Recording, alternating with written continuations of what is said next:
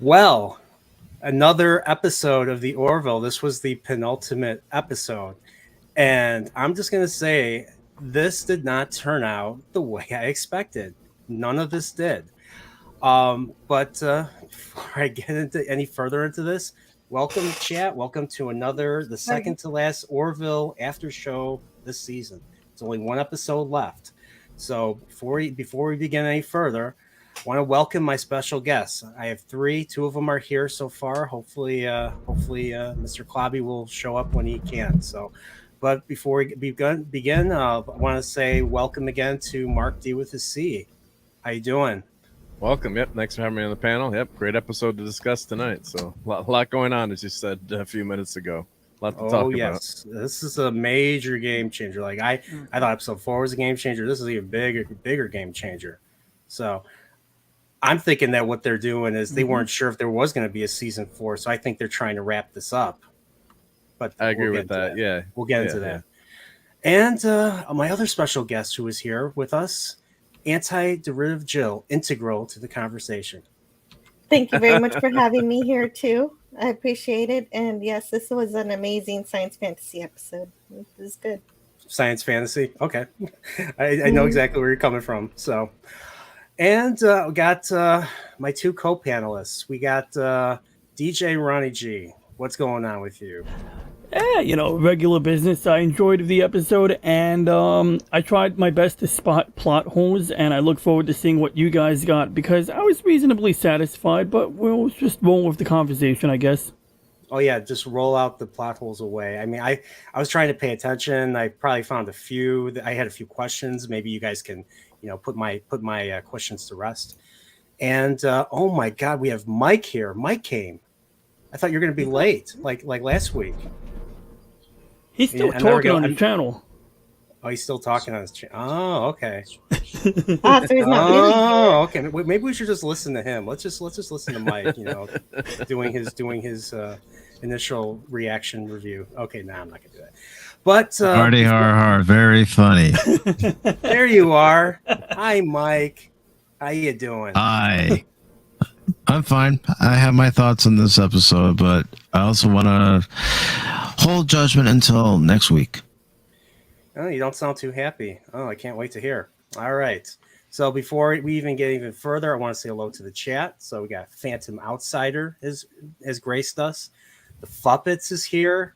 Let's see who else. Some guy named Mark D with a C. I don't know who the heck this guy is. JPRPH1. Hey, everybody.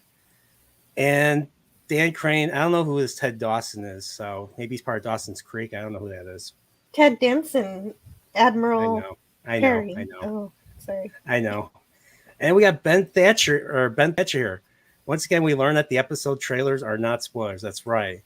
None of our expectations from the trailer were true. Exactly. That same exact. I like that too. I hate it when the trailers give away too much stuff. You go to see a movie now, it's like, could you make the trailer 30 seconds? And they give you like the whole movie before you see the movie.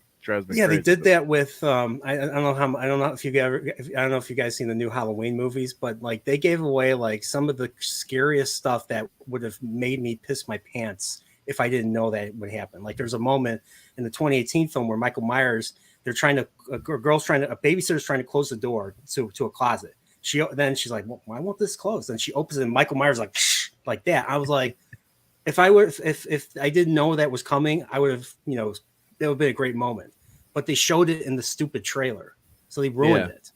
So I think they learned their lesson. This third final Halloween film got like a 30-second, 1-minute trailer, and it didn't really reveal much. So they're learning. Yeah. So initial thoughts. Let's start with ladies first. Antiderivative Jill. What is your initial thoughts of this packed episode?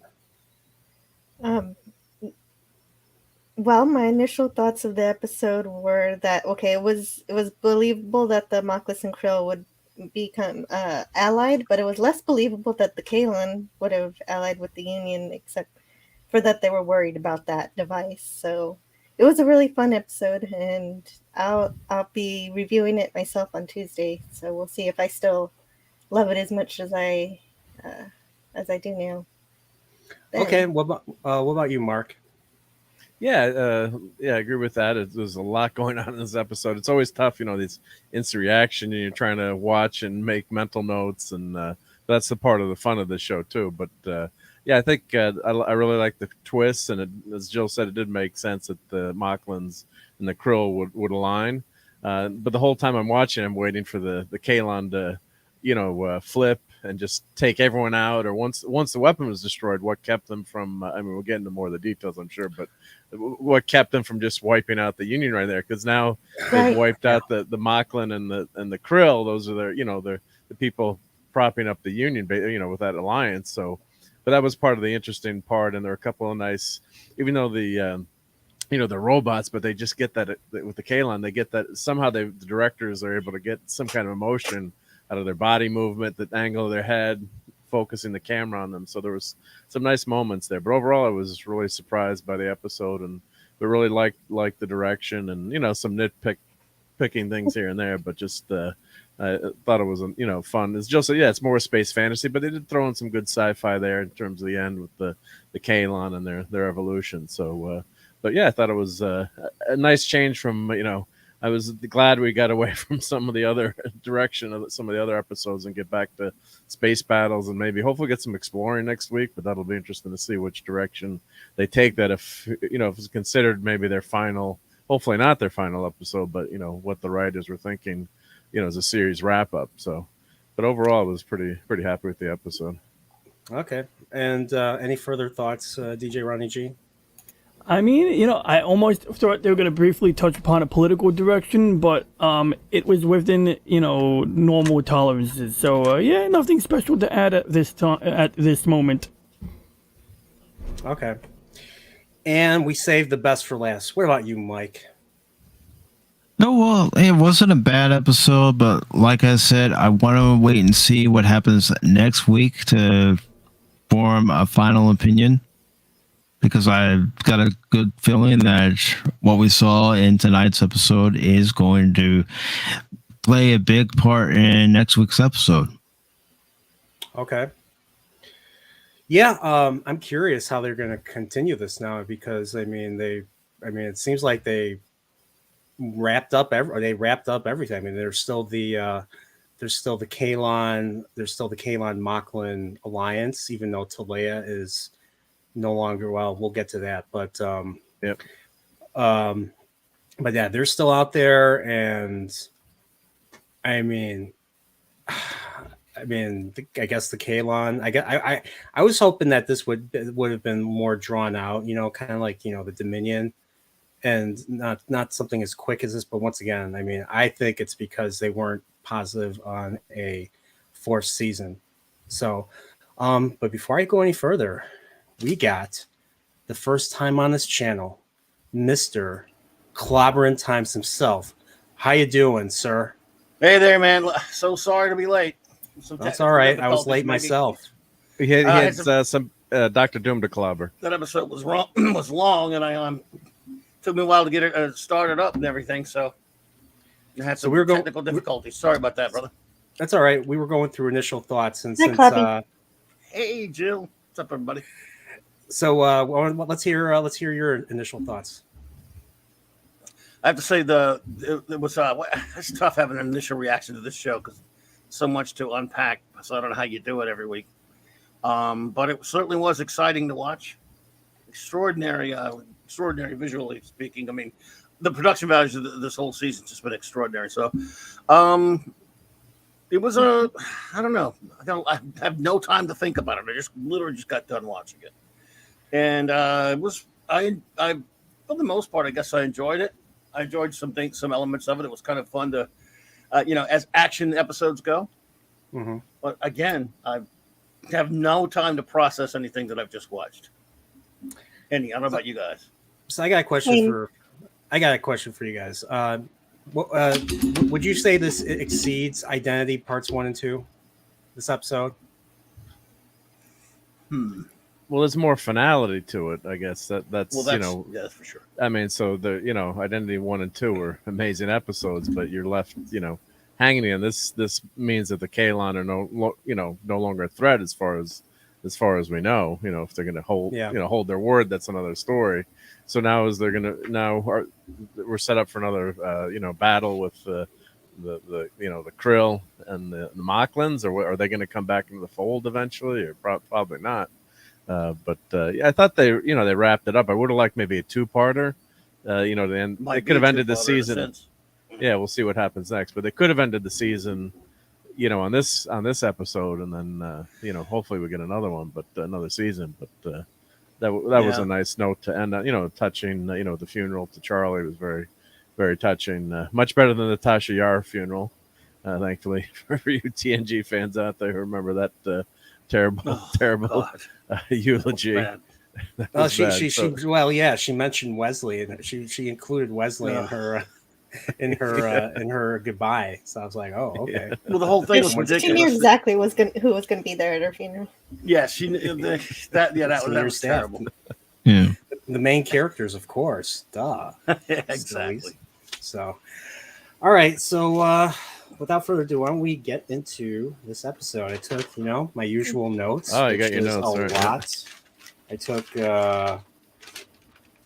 like 7 pages. So let's get into this. So scene 1, we're in Krill.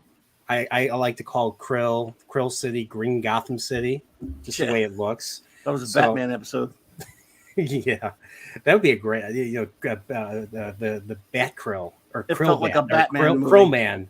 Krill Man, vigilante of Krill City. Also like Las Vegas. Yeah, that too. Yeah. That's true. City. Well, isn't it? It's not. It's Las Vegas is no. New York is the city that never sleeps. Las Vegas is something else. I forget what they call it. But we see Talea. She's just hanging on balconies because that's what that's what villainesses do. Cersei did it back in Game of Thrones. Just hung out on a balcony for last season. This is Talea's doing the same thing. So we find out that a Mocklin delegation is arriving.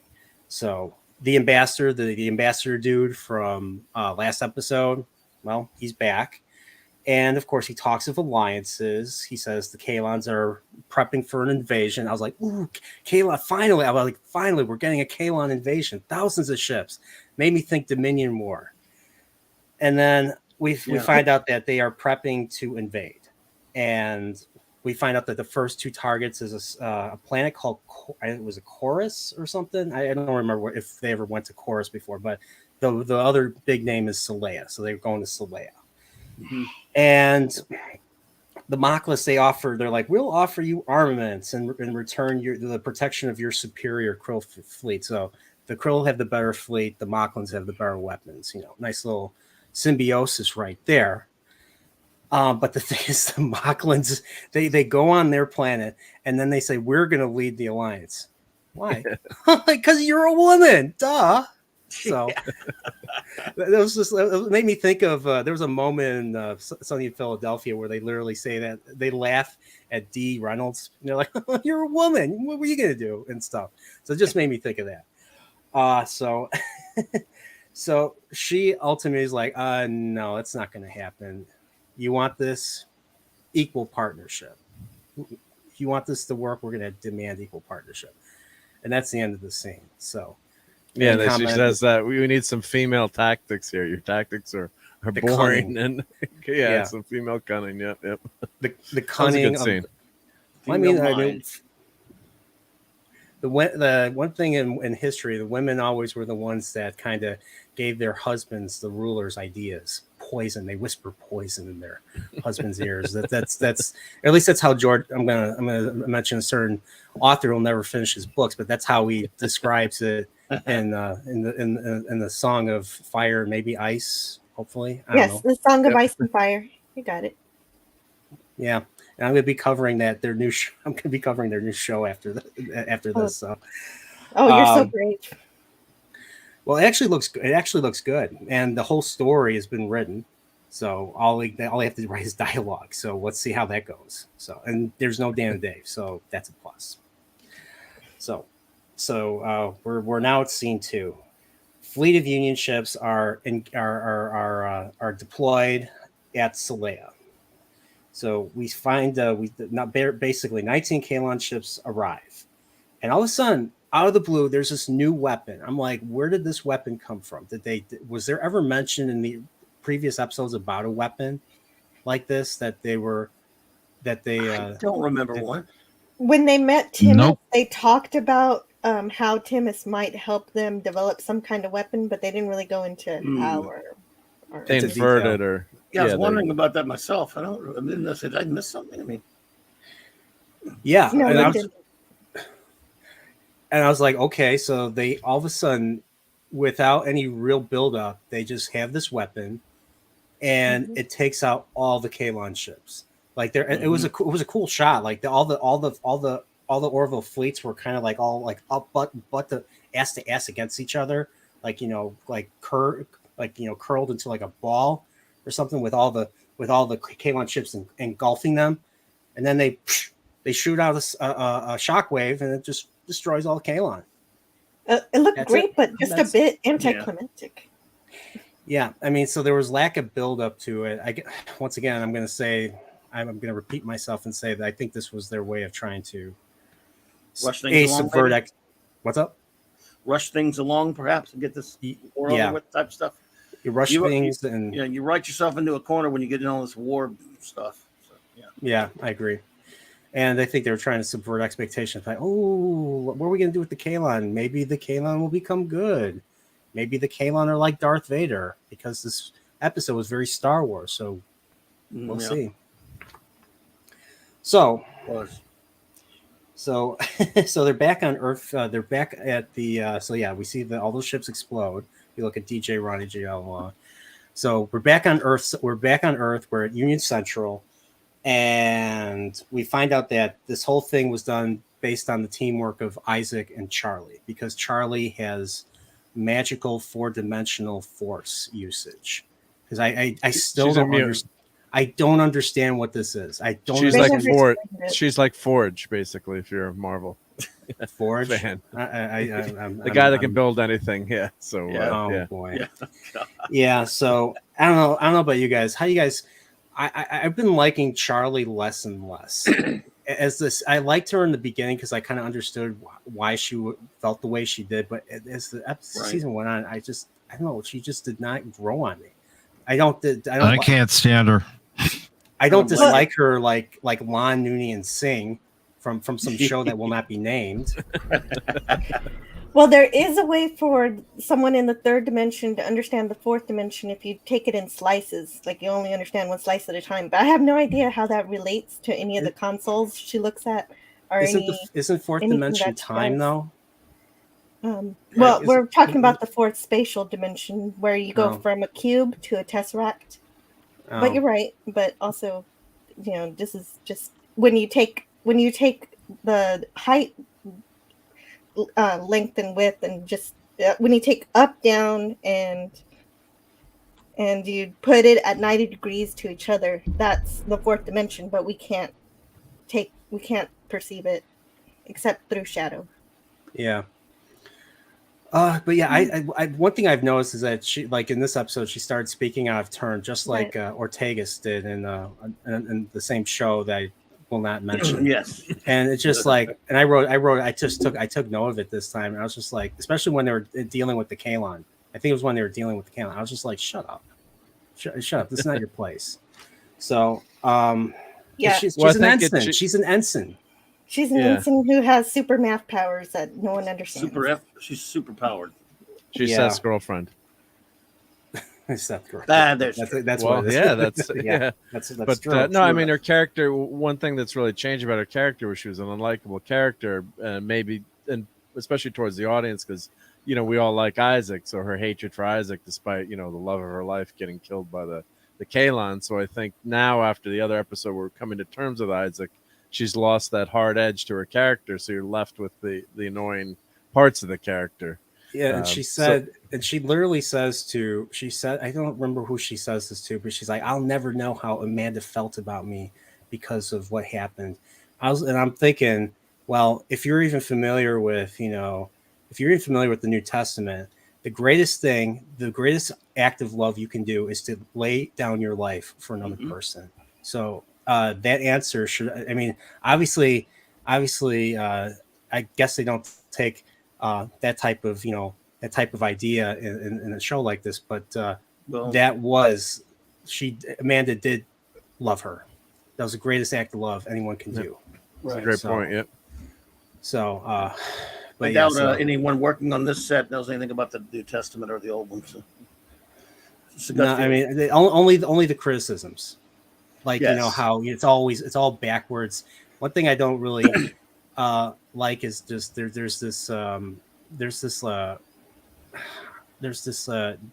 talking down to people that might be might have faith and might be religious, and they just call it backwards thinking and Oh, yeah. backwards ideology. And I was just like, well, maybe you should look yourselves in the mirror before you even spout shit like that. He's been doing that since day one. Even though I loved the show in the first 2 seasons, even the head Seth hates. I'm not religious. And hates here's the thing: I'm not and religious. I'm not religious either. So But I can tell hate of religion when I see it, and it's been all over this show. Even though I mean, And it Religion- appears in this episode briefly too. yeah, Yeah, religion yeah. can come in many forms. It's not just believing in just a higher being. It's Yeah. believing in. You can believe in government. You can believe in any ideology. Any ideology. I mean, he hates theology, though. His type do worship at the altar of government, but they're hypocritical in that way. But he hates theological religion. He hates actual that kind of religion, though, and he hates people of faith. I Yeah, like the guy, but he is that. It's all over his writing. Yeah, that's true. I mean, Mr. Roddenberry was a staunch atheist, and he felt exactly the same way. But No, he was a I humanist, mean, but he was not. He did not hate religious people.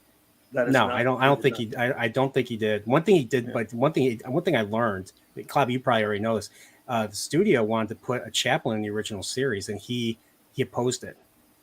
So I think McCoy kind of filled in that chaplain type of role for Kirk.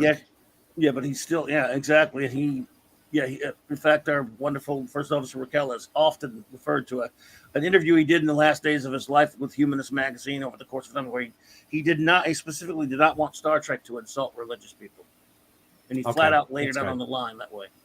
That's good. So, But yeah, it's just it's stuff like this that just annoyed me. Even back in season 1, and I'll admit this. Back in season 1, I hated episode 6, where the episode where we learn about the krill. Because even back in 2017, 2018, I saw right away what was being how the krill were created. They were basically meant to be the religious right, and religion was why they're using the name of religion to do horrible stuff. And so that initial episode really angered me when I saw that. I was just like, really? I mean, so he's never been subtle about what he thinks about. Even though it's a good show, he does that, and Usually, though, it's in statements. That whole episode you're talking about, that whole episode was aimed. It may have been even aimed at a particular religion, but then with a little broader scope for the others. But yes, he's never made it a secret. Yeah. So I'm sorry we got off on a tangent. It's just something I just kind of had to get off my chest. So if Seth or Tom or whoever's listening, if any of you producers are listening, I still love the Orville. It's just some of the ideas I just kind of question. But that as a fan, I still love your show. Your show's wonderful. I still love your show. It's still wonderful. So, but let's keep going.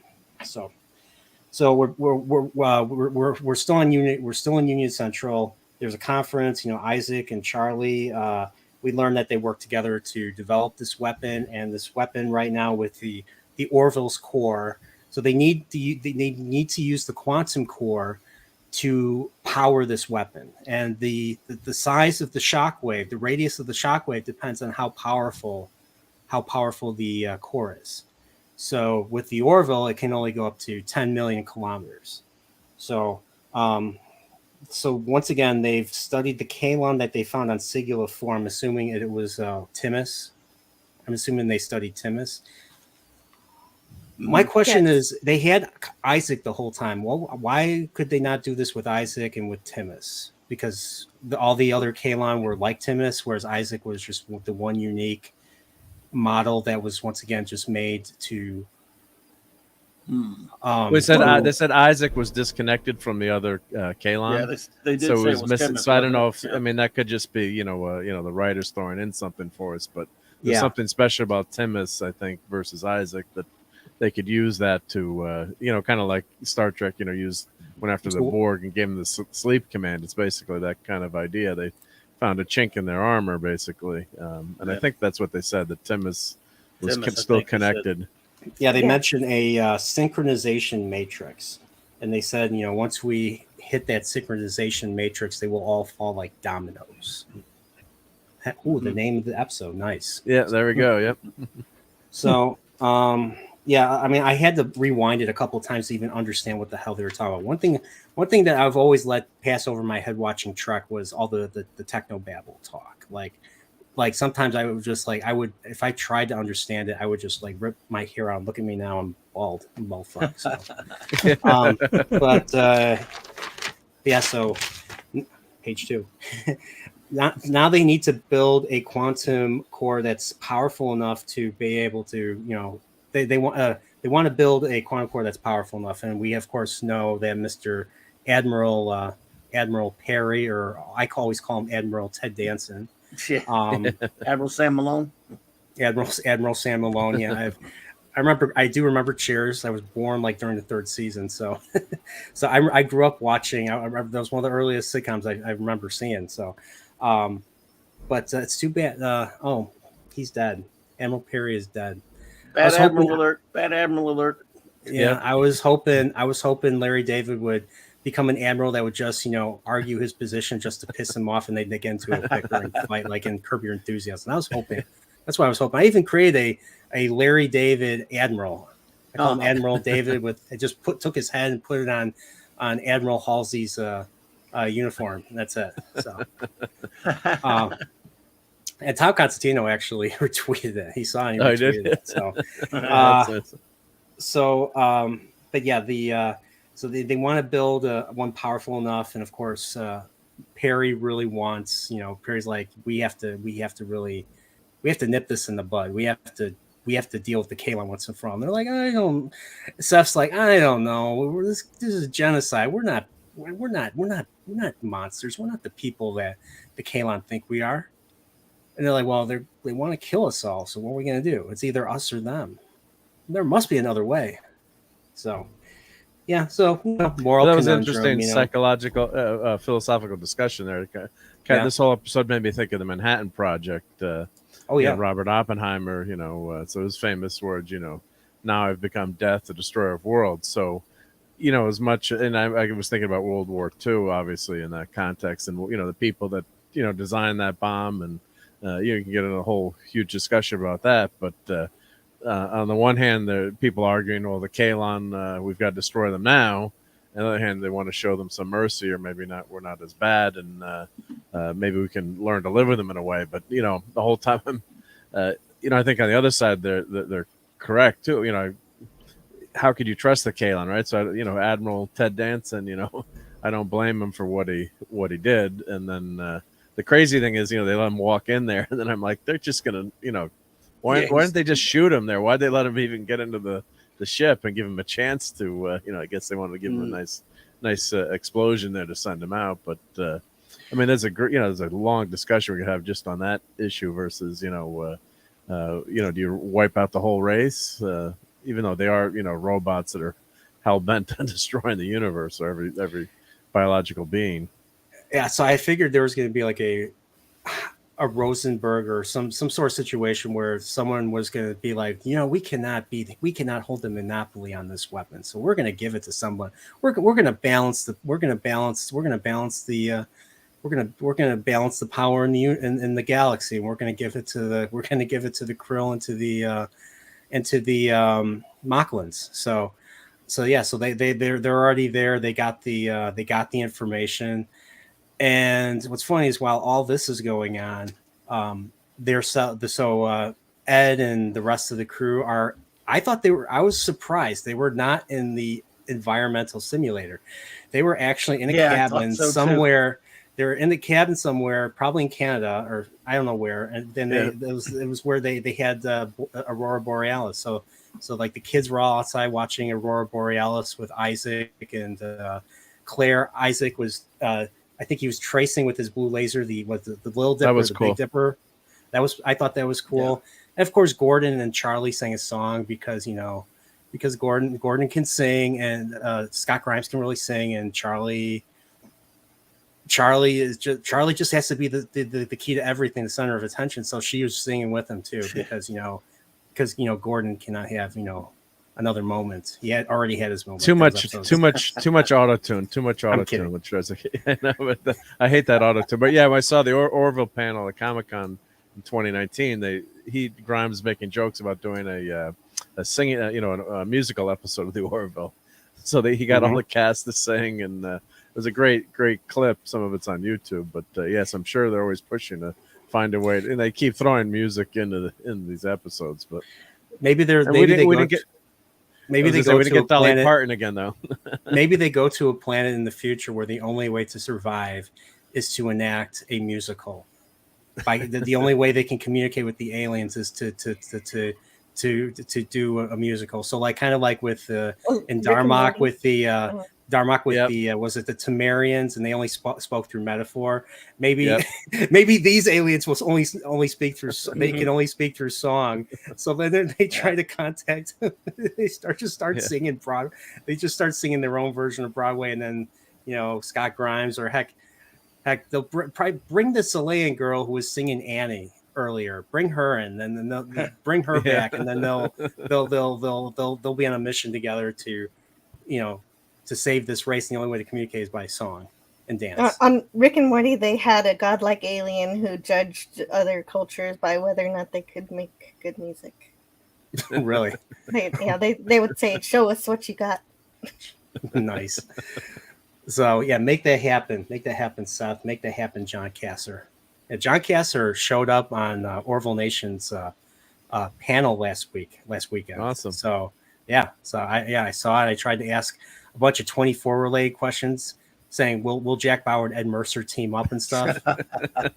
And Orville Nation just ignored all my questions. You can ask him, was Jack Bauer still in the prison in Russia somewhere at that very last episode? What I think happened with that was that the Russians put him to sleep with their magical secret cryogenic lab under 10 mile, 1 mile underground.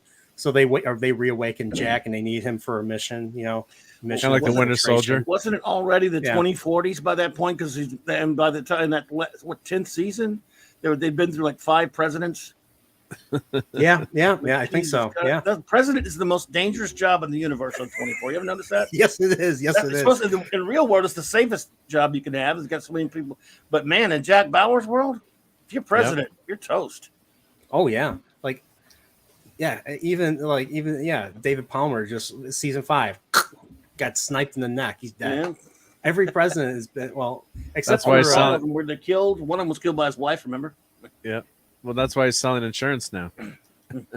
Yeah, and the actor that played the bad president, President Logan, Gregory Ixton, who was in Voyager and Enterprise, he just passed away. So and Firefly. Yeah, we lost a lot. We lost a couple of people this week. We lost David Warner, and we also lost Paul Sorvino and Tony Dow. Oh, Tony Dow. Leave It to Beaver. Yep. Was he in any? Did he guest in any Trek episodes? No, but he did music for the 1996 Doctor Who pilot. Oh, did he? Oh, okay. Amongst other musicals, he did a lot of music for TV movies. So Tony Dow played the older brother, right? Yeah, he was Wally. Cleaver. See, I know this. Oh, and L.Q. Jones, but he's a lot older actor than one remembers unless you've seen old westerns in the 50s and 60s. Yeah. Okay. Good. That's cool. Got to be old for that one. Yeah. So. Going back to the notes. So they're in the let me see. But yeah, there's a moment where they actually they're in the mess hall. I forgot to bring this one scene up. They're in the mess hall, and Charlie, Gordon, and Tala and Lamar are all sitting together eating, and they're discussing the situation right now. And of course, Charlie is for for them using the weapon, and Gordon is too, and of course Lamar and Tala are against it. And Gordon left a funny reference in an older episode. He was like, "Come on, he's just freaking cut off my leg." They're like, it was a joke. It was a terrible Lead cut joke. off. Yeah, it was it's a terrible joke. So Yeah. but yeah, that's they're once again they're trying to put the fear of God into the Kalon to bring them to the table. So they end up going to the Kalon system, and the Kalon fleet engaged them, and they used the weapon, and boom, boom, all these ships blow up. Then they keep going. They're like, come on, Kalon primary, come on, answer us. We're coming. Just the Orville by themselves. And a second wave comes, and they try to attack the Orville, and the Orville deploys it again. So you would figure with a weapon like this, they would need time to recharge. I guess not. They just so. Boom, boom. The one thing I thought was crazy, just sending the Orville, and there's only one of these weapons. Yeah. I mean, what if all the Kalon ships just shoot all at once and just, the Orville's shields aren't that powerful? I thought that was a little ridiculous, unless they kept shooting the weapon to destroy. They didn't. They took a few hits too, so you'd think they would just keep shooting and not going to out. That's what I wrote down too. Like, as soon as they figured out this weapon, why didn't they make more? What was more ridiculous, this or the Voyager becoming the Batmobile and taking out all the Borg cubes? Dude, good point. Yeah, why didn't they make more, Jill? I mean, why didn't they mass produce the thing and give it to all ships and then you go in and say, look, it's not just one device, which was easily, again, of course, this whole episode can happen if they did. Yeah, I have an issue with what you just said. We'll get to it when actually we're almost there. So, but yeah, like, so once again they deploy the weapon a second time, and then this time primary answers, and they're like, okay, we will receive you, and so we'll guide you to the surface. So we get to see the Kalon city again, Kalon Coruscant, cool looking planet. It's just eye candy. It's just eye candy for me. So they meet Kalon primary, and of course, Admiral Halsey's there with Ed and Kelly, and they demand peace. This is how I wrote it. They demand peace, and they want the Krill to surrender. So, and there's the primary's like, one of these days we'll find a weakness to your weapon. We don't know how to fight your weapon now, but one day we will. And they ask, are we going to be enslaved? And they're like, no, we would never enslave you. We are not like your builders. And Ed said, and of course Ed says, we could have, destroyed all of you without any warnings, but we didn't. Right? Yeah. So, and that's how scene 2 ends. Yeah, so. Yeah, and they also mentioned Isaac too. They said there's always a way, or there's always a weakness, as evidenced by you, Isaac. The primary says that to Isaac, which was pretty cool dig for an emotionalist. We'll find a way. Yeah. So, but that was a good scene too. But why didn't the Kalon? Yeah, Phantom is saying, if they destroyed the Orville, the ship, the planet would have been destroyed. But did they have enough power to do that, or did we know that? The writers didn't let us know that before the Orville went in, or they didn't broadcast that to the Kalon. Or why didn't the Kalon just take the weapon there? They've got the ship and docking clamps. That's the kind of stuff I don't like in an episode. I guess you're supposed to just kind of ignore it, but the Kalon are like the Jem'Hadar. They will bash into your ship. They will try to bash into you until you are disabled or destroyed. I thought about that too. Why would you go to the landing coordinates of an entire race that could commandeer your ship pretty easily? Just based on we saw Identity Part 1. Yeah, they did extremely easily. Especially since Isaac and Charlie, who are able to get off the device. The only reason why it was safe is because they put in a line where they said that if the Kalon tried to deactivate it without Charlie and Isaac, it's going to go off and destroy the Kalon. Yeah, so they did have a failsafe. So, but you don't know that during this scene, yeah. No, we didn't. So, Well, I mean, the Union ships were impervious to it, so they could hit that button the minute somebody is banging on their front door or, on their airlock. But I agree that the Dominion would, no F's given. They would just ram that ship. They would, kamikaze the Orville on the ground. Oh, yeah. Yeah. So, scene 3. So, okay, so we already. So I kind of skipped ahead. So they went to the Kalon, and then of course they celebrated and everything. So I kind of went out of order. So that's on me. So, but yeah, back on we're gonna skip all the way to Union Central. So the weapon was taken. So there's this guy we've never seen before. See him walking into the elevator, and he's going all the way down to the 10th level of Union Central. I was like, oh, maybe they're gonna maybe he's section 31. You never know. No, he went to level 32. Yeah. I think that was a dig at section 31. Yeah. Oh, was it? It was level 32. It was level 32. So I was thinking in my head he's making fun of. Oh my god! 31. I didn't think that was. That's some great attention. I did not pick that up. Mark. And no notes either. So this guy goes down. We never seen him before, and he's a man. So that means he's bad right away. I just knew it right away. So he goes down. He's like, we're gonna move the weapon someplace else. Like, like we didn't hear about that. Yeah, we did. And then it was just like in Star Wars in the detention block. It was just like we weren't notified. We'll have to clear it. And then they shoot everybody, and that was it. And don't call me Tiny. Don't call me Tiny. I was waiting for this. That's so funny. He said, he's gonna be dad because he's a man. That is this show sometimes. Don't call me. Don't call me Tiny. Yeah, female co-conspirator. And so we didn't see them, but I assume they were on the shuttlecraft because just for that single moment they pissed me off. I wanted them to die right away. The picture Ronnie's showing, that she was already there, I think, right? And she was one of the co-conspirators in the in the room. She was the inside man. So I was like, okay, how deep does this conspiracy go? Will this be something working for the Admiral? Yeah. Hey, Orville Nation too. Hey, PJ. PJ. Hi, PJ. What's up, buddy? Ah, there he is. He says, "Hey, nerd ordeal and friends. Nerd ordeal, nerd ordeal and friends." What's up, dude? Yeah. You see my name? It's the Nerd Mural. Instead of the Admiral, I'm the Nerd Mural.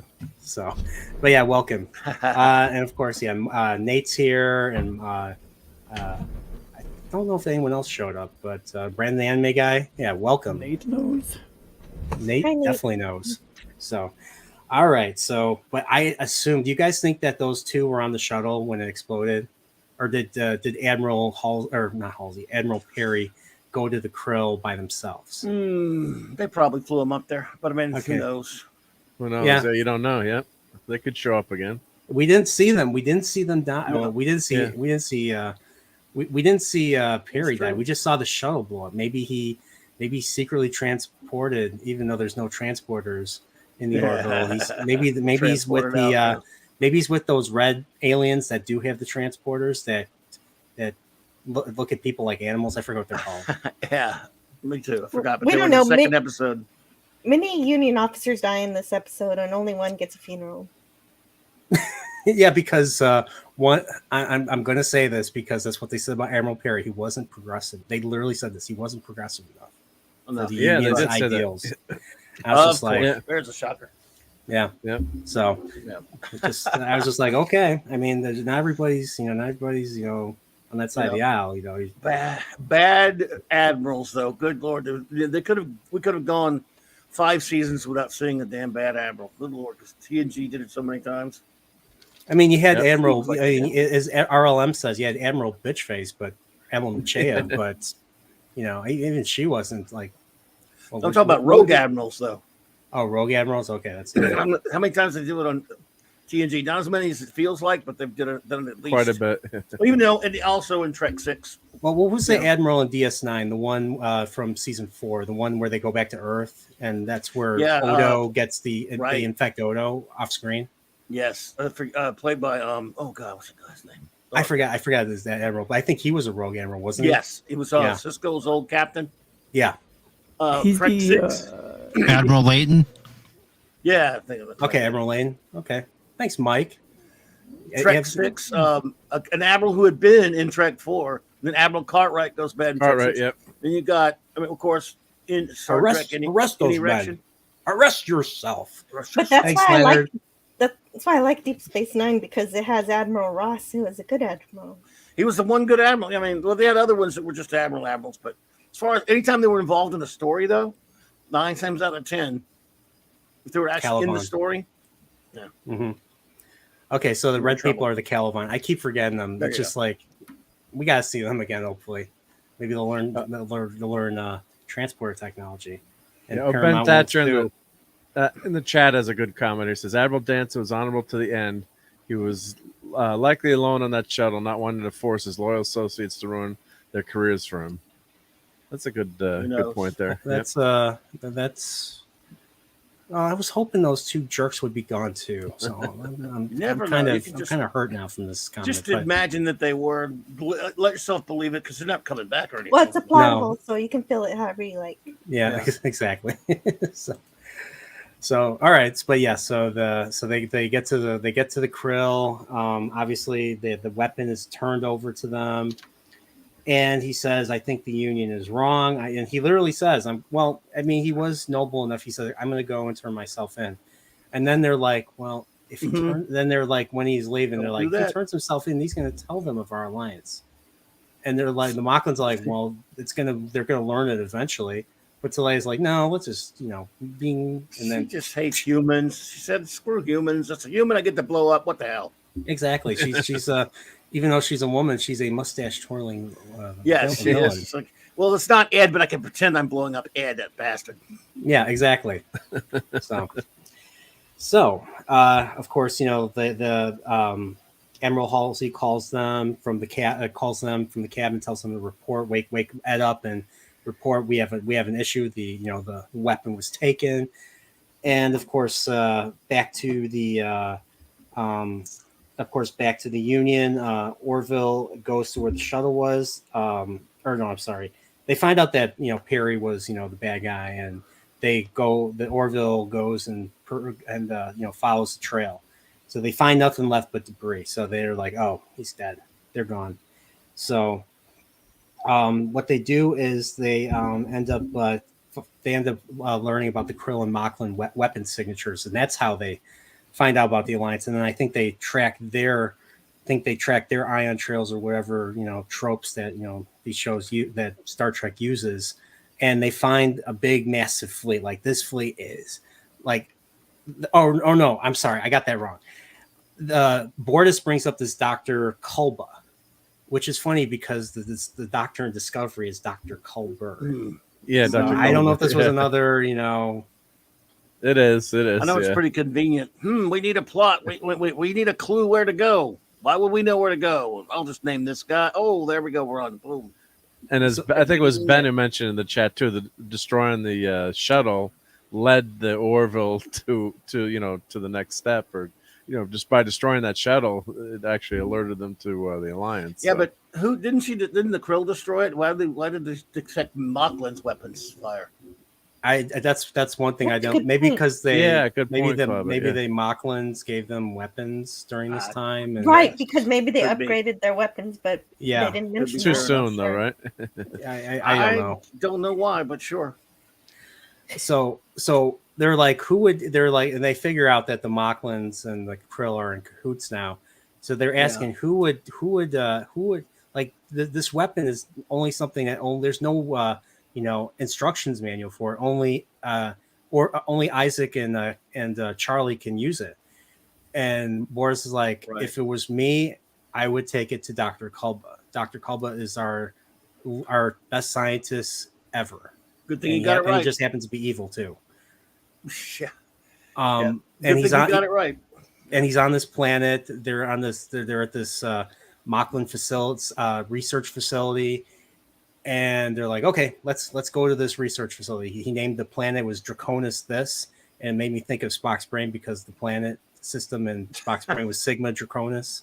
So I know these things because I'm just weird like that.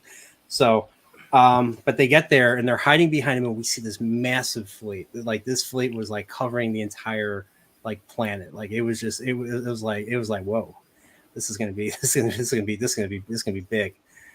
All those Krill ships and all those Mocklin ships just lined up like that. So like we can't even get close. And they're like, even though they're hiding on the dark side of the moon, the nearby moon, they're like, we can't even stay here this long. They're going to detect us. So, so they're like, there's only one place to go. There's only one people to ask for help. And who do they go to? The Kalon. The Kalon. Kalon, yep. Okay. And this is where I had an issue initially. So, so they propose a joint mission to retrieve the device, to basically retrieve the device, and they're like, no, we could just do it ourselves. Why would we need you? You guys are inefficient. And they end up ultimately being like, okay, we'll agree. Why not? Because the script demands it, and we could be wiped out pretty soon, so why not? Because they need Isaac and Charlie to deactivate it, and if they try to do it themselves, the device will go off. Yeah, they needed But you're Isaac right. and Charlie. Yeah, but why would they tell the Kalon, Isaac and Charlie, all the Isaac? Then they just need to take those two people out, or kidnap those two people, or yeah. that's too much. Too much. You'd never give that information out in a time of war. Mm-hmm. The two most important. By the way, the people that designed this weapon, the only ones who know how to operate it are these two people. Not to put targets over their heads, right? What's funny was one thing I asked, and this was the following scene. This is, maybe you guys can answer this for me because I wasn't getting this. So with the Union and Kalon fleets, I was like, is there another, like, that's the only weapon, right? Is there another weapon? I'm asking, like, did they replicate it? Like, what's keeping the Kalon from destroying them and just like, kidnapping Charlie and just going with their force, overwhelming the Kalon, or overwhelming the Krill and Mocklin fleets, and just going down to the planet and just like destroying that core, and that's it. I mean, what stopped them from doing that? You're Nothing. I think they were afraid of the weapon, right? Well, because the Orville didn't have the power to generate, that's why they needed that planet. So initially, but I guess it's just there are definitely some plot holes there. But like I was honestly expecting this to go south. Like I was expecting like their trust to be misplaced, and that the Kalon would have had like a trick up their sleeve, even though they're robots, but still. So I was devious. Yeah, so like organics. That's just how it turned out. So they receive the Kalon delegation on the Orville. They go to the conference room, and of course we learn that the weapon is deep underground, and that there's a core that's deep underground under this under this facility.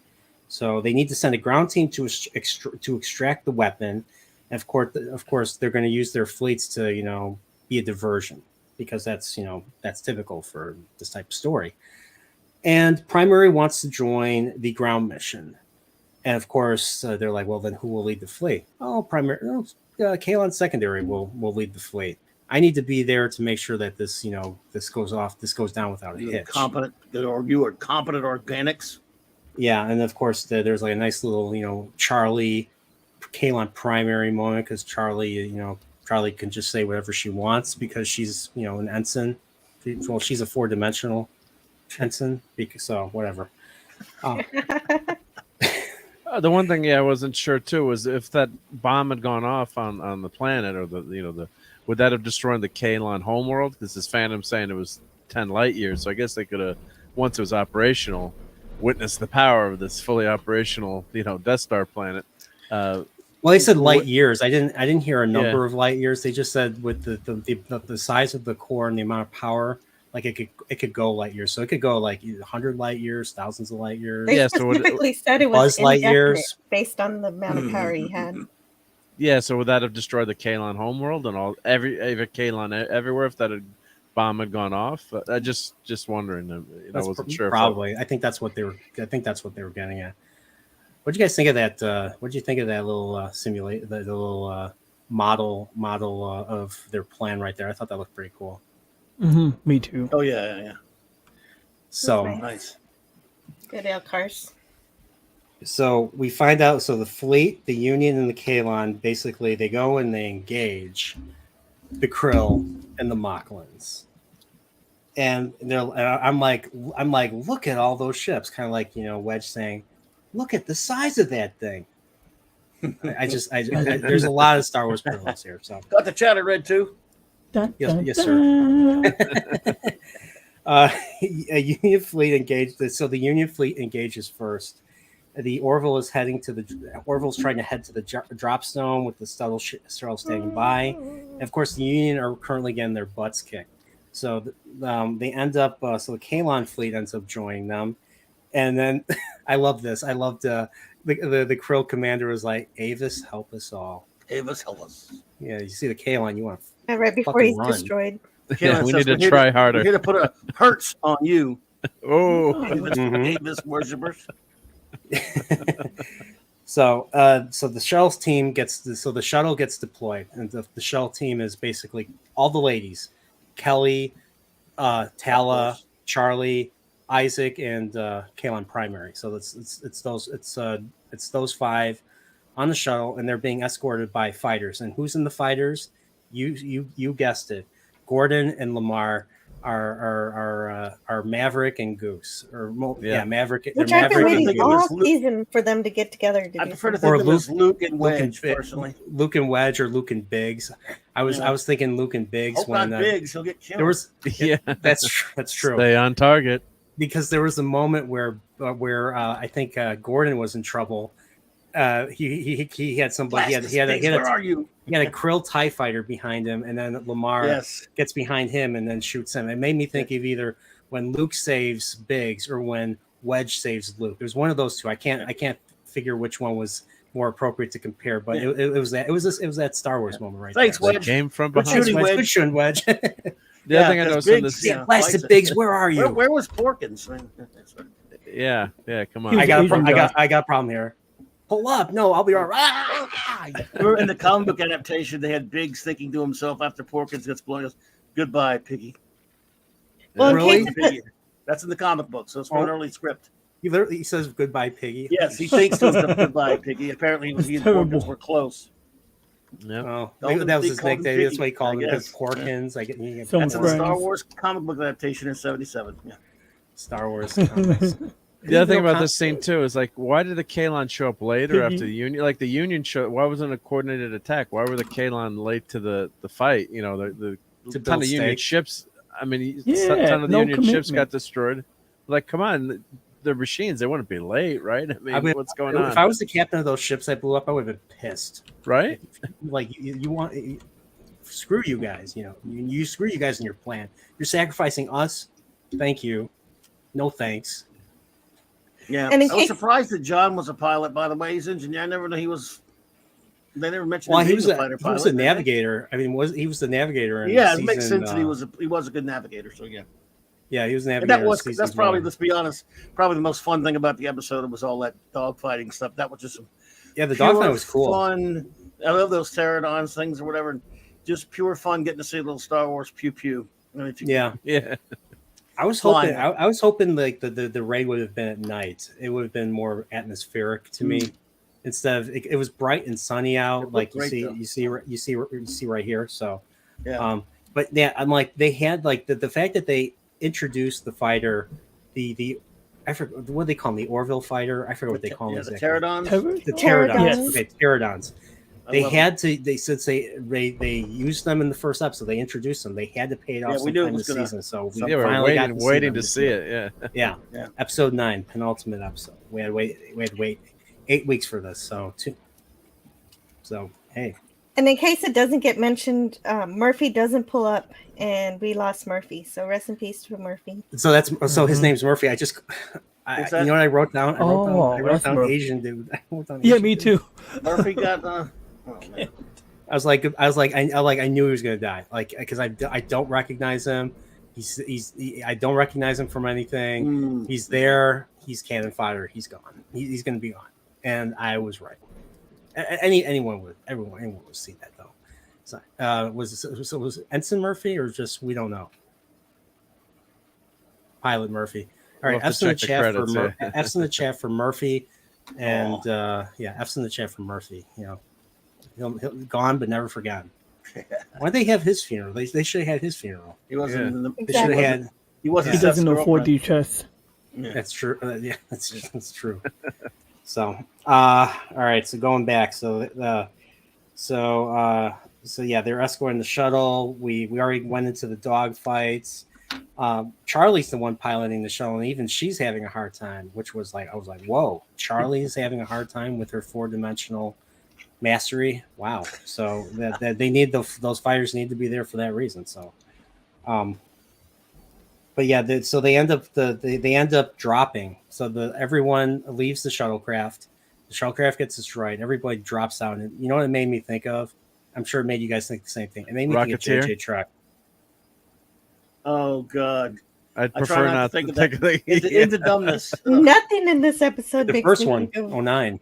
No, JJ or oh Chris. yeah, they were dropping. That's for the the That's 09 right, yeah. filth. Yes, that's right. But then when they were rocketing, then there was the Rocketeer, and I'd okay, I prefer to didn't think of the Rocketeer. Rocketeer.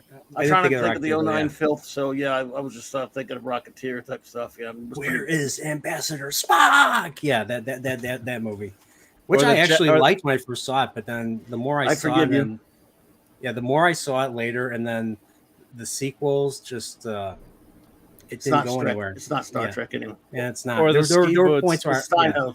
Yeah, Star Trek in name only.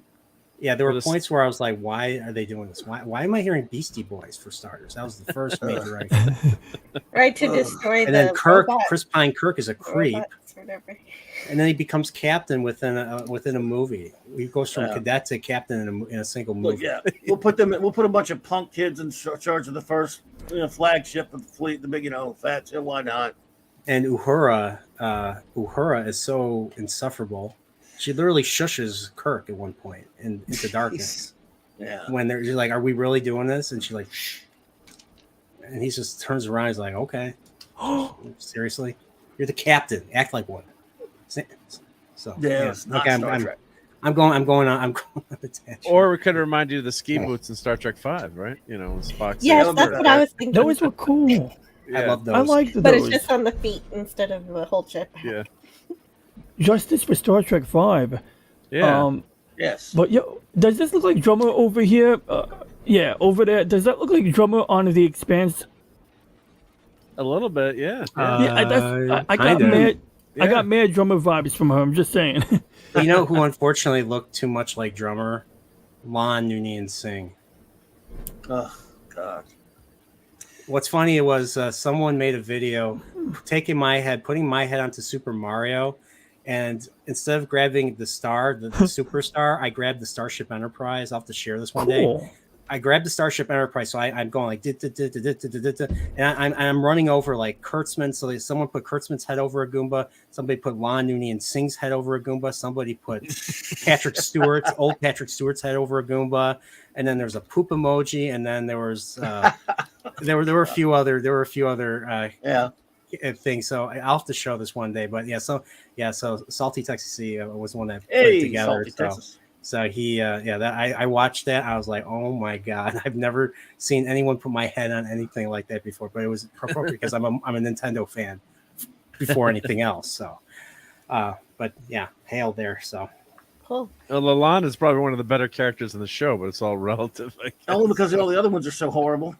And at least it's cute. Lon, Lon's the what's one her that yells at Spock. She teaches him how to use the neck pinch because she is Well, of just course, that good. She's So. that, Yeah, she's that the was best horrible. ever. Speaking of the devil, I got a super sticker from the man Salty. himself. So thank you, sir. I can't see what the sticker is. So. I can't see it either. I'm not over there, but yeah. And we got Charles Long here says hi. Well, hi there. Thanks for coming. Charles. Thanks for joining the conversation. So Hail. so they land. So the team, the drop team land in front of the shield generator because that's what that base looked like. That base looked like the shield generator from Return of the Jedi. Yes. except without the big massive dish on top. But it was Right. At least we didn't have to see Ewoks, though, dude. yeah, it's too bad. It's too bad. Han Solo and Leia did not have a Chilean to just rip the door open, just to rip the door open so they can blow That's it a up. flimsy door. Look at how she's powerful, but we're talking about. Look, I don't know. I guess that was just another jar of pickles.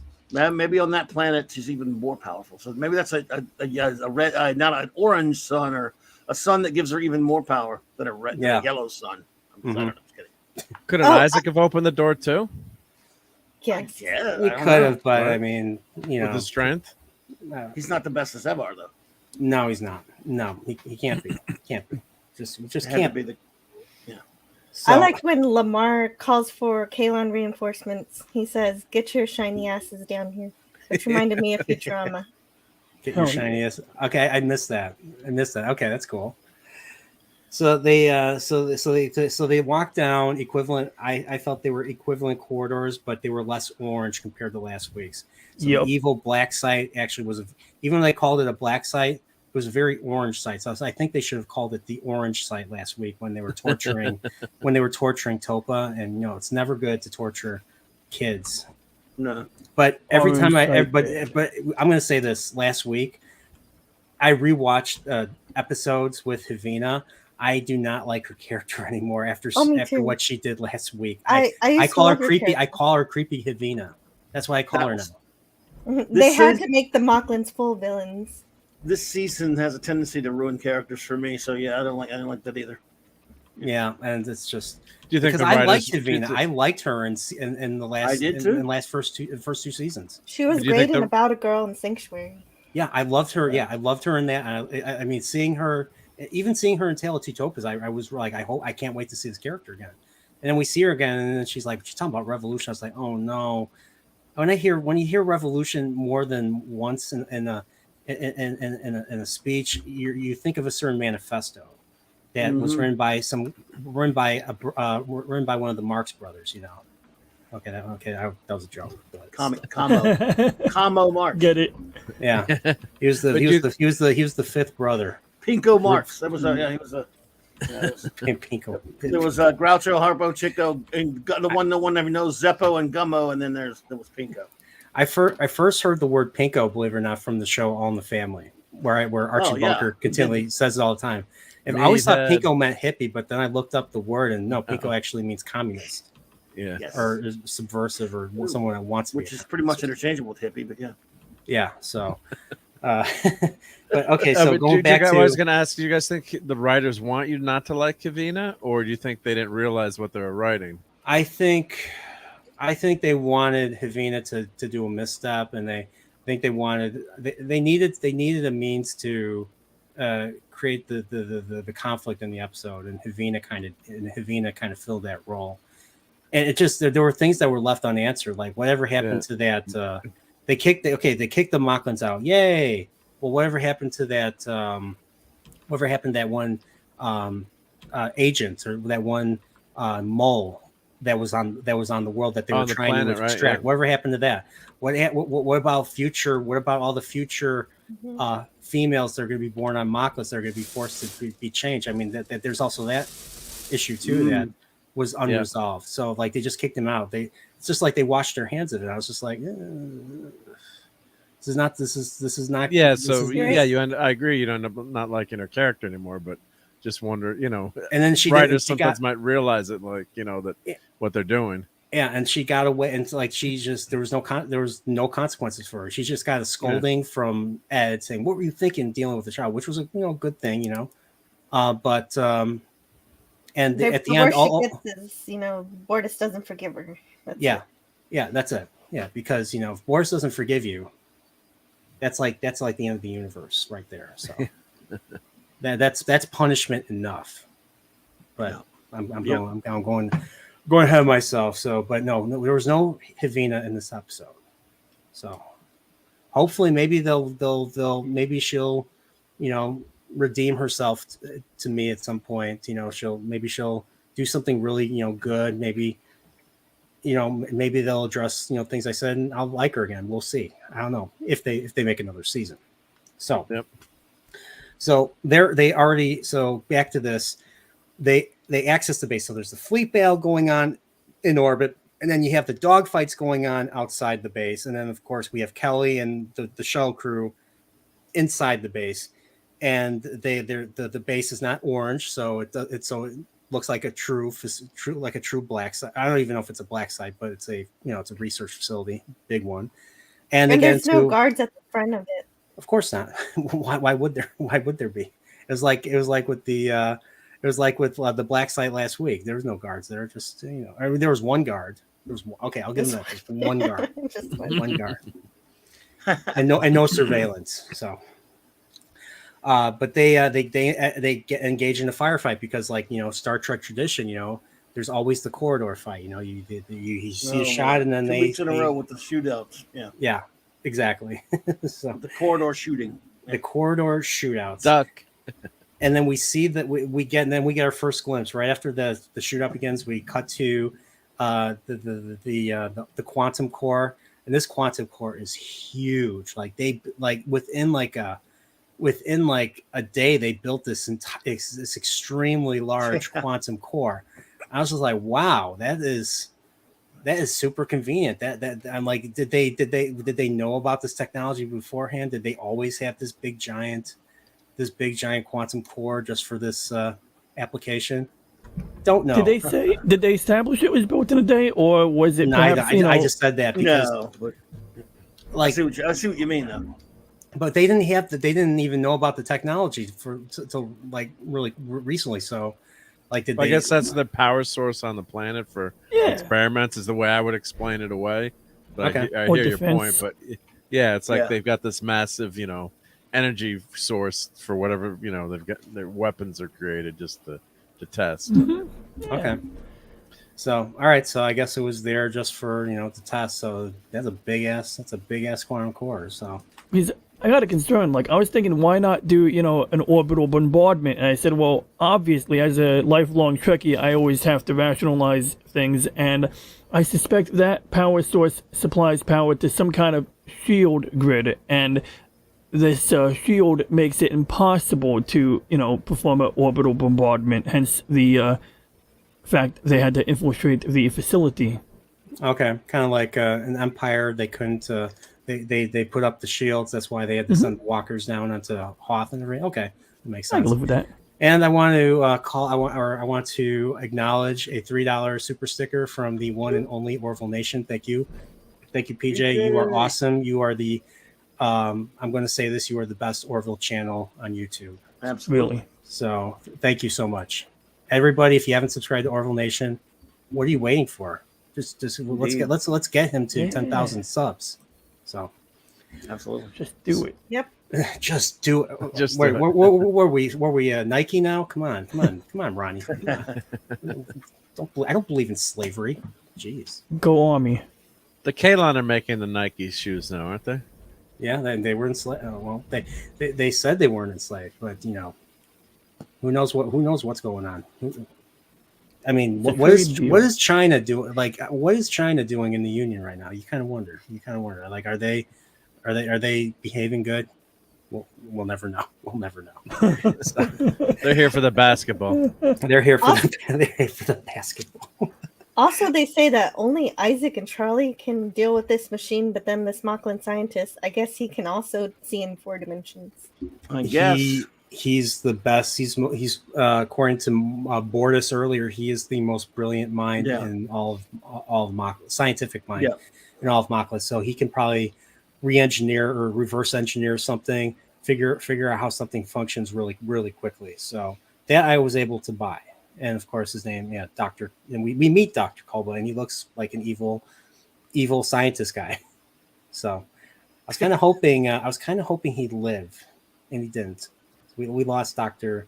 Kolba when they managed to make it to the when Primary and Isaac and Charlie make it to the to the room. And they try to leave, they try to run away, and Primary just shoots them all down. I was like, why'd they do that? Like, what do you think they were? They didn't let you go. So, and it was the only one that survives from the Mocklins was the ambassador himself. He was gonna secretly take out a gun, but then that happens, and then he's just like, okay, shit.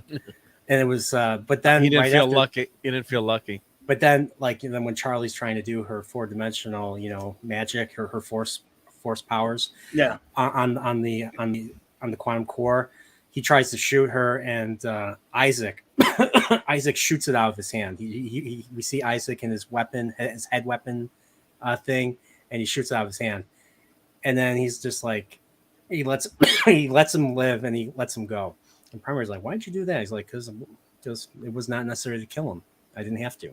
I just simply let him go. And so while all that's going on, excuse me, I'm coughing.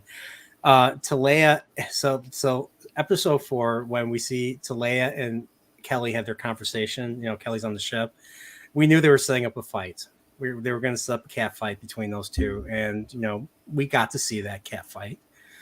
And Talea is a pretty good fighter for being the leader, prime minister, president, or whatever the hell. I don't even know what the hell they call them. Wasn't she a teacher? Supreme Chancellor. Wasn't she a teacher? Wasn't she a teacher? Yeah, she was a school teacher, and then teacher? she was a school teacher for the ships, ships, and then she was already in the military in that sense, and then she became a soldier, and then she became chancellor. Well, she became a spy. Yeah. Then she became she became human. Right? She really, her actress is really, really hot. Like, oh god, yeah. Gordon was drooling all over her in the Jaloja episode, and she was just like, no. Somehow she's easily compatible with Ed when she takes human form, because she could have a child with him. Human. So, I thought that was a big. I thought that was a very big, big twist right there. That officer was actually Talea. We didn't know. We just didn't know. No, that was a great episode. That was when the show was. Oh man, it was. Yeah. So they get this little fight, and then of course, I think Talea ultimately gets the upper hand, and she's about to stab Kelly. And I was like, I'm like, okay, where's Tala during all this? And of course, Tala just shows up and gun butts her, and that's how they take Talea into custody. So she is now a prisoner of the Planetary Union. So. The Kelly is so. The fight was a good fight, but Kelly's just so damn skinny. It looks. That's just me, I guess. But what'd you fight? What'd you think of her and Clyden? Remember with Yellow Two Topaz where she does that? She managed to do that against Clyden. And Clyden's a big Chad L. Coleman's a big dude. He's not ridiculous. Totally ridiculous. Yeah. So. And then Kelly at one point she gets her head bashed into the wall. By Talea. I'm like, down goes Frazier. How's she getting up? But it's just every show does that stuff with their lead characters. But and of course while all that's going on, they're really trying to. So before all this, I know I'm getting kind of ahead of myself. At one point, they send out measures to. They sent out turrets to shoot down all the fighters, and of course that one fighter dude, I forgot his name, Jill. He gets killed because of that. Murphy. And he gets killed. And while all that's going on, I think Gordon and the rest of the fighters are trying to take out the. What are they trying to take out? They're trying to take out one of the support pylons. They're trying to take out one of the support pylons. The array, to take out the array and everything. And the array's too well shielded, so they can't do it. They ultimately fail. And once again, that whole thing reminded me of Star Wars in the Death Star trench. So it just that's how it looked. So why did they put out those defenses earlier? Why did they wait so long in the middle of the battle? The scientists, they say raise those defenses. It was 10 minutes into the battle. It's like, wouldn't you have those out the whole time?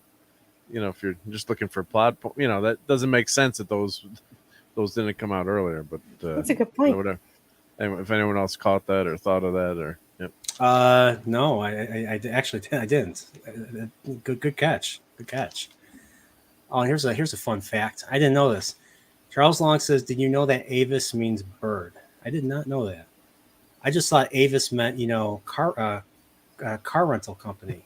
Like Larry says, we try harder. Yep. Yeah, we try. That's right. So thanks Charles. Thanks Charles for that. That was awesome. So we find out that we find out that the weapon will be operational. The weapon will be operational in 8 minutes, and I couldn't help but think of Admiral Akbar and Lando and what was his name? Neon Numb. It's like, well, that thing's operational. The Death Star is operational. I just like I just so much Star Wars in this episode. I couldn't help it. But they ended up so we find out that there's so many like they wanted to shut down the core, but the core is so many, like, I forget how he put it. There were so many fail-safe. There's so many locks, or there were so many obstructions that only Charlie could try to even remotely have a chance to get past all those and shut it down. Well, even Charlie fails at this, and she ends up trying to what was it? She's trying to overload the core or something.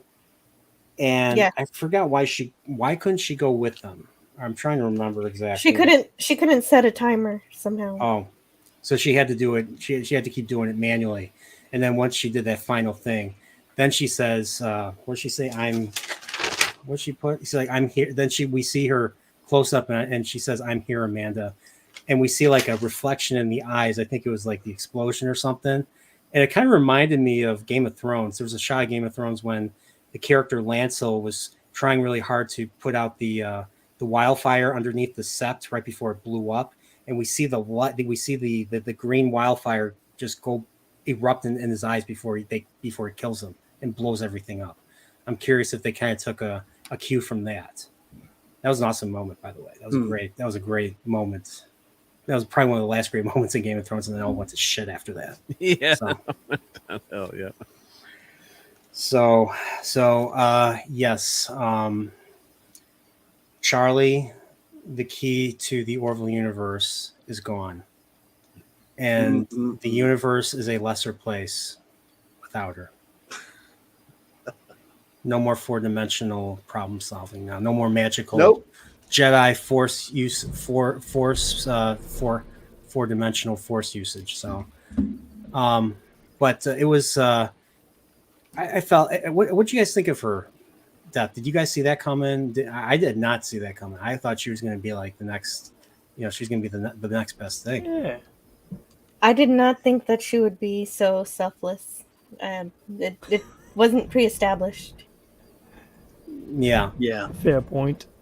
Especially her hatred of the Kaelon too. So the whole time she's even in this episode, like you said, the scene in the cafeteria, and she's called out by the engineer. Watch it, ensign.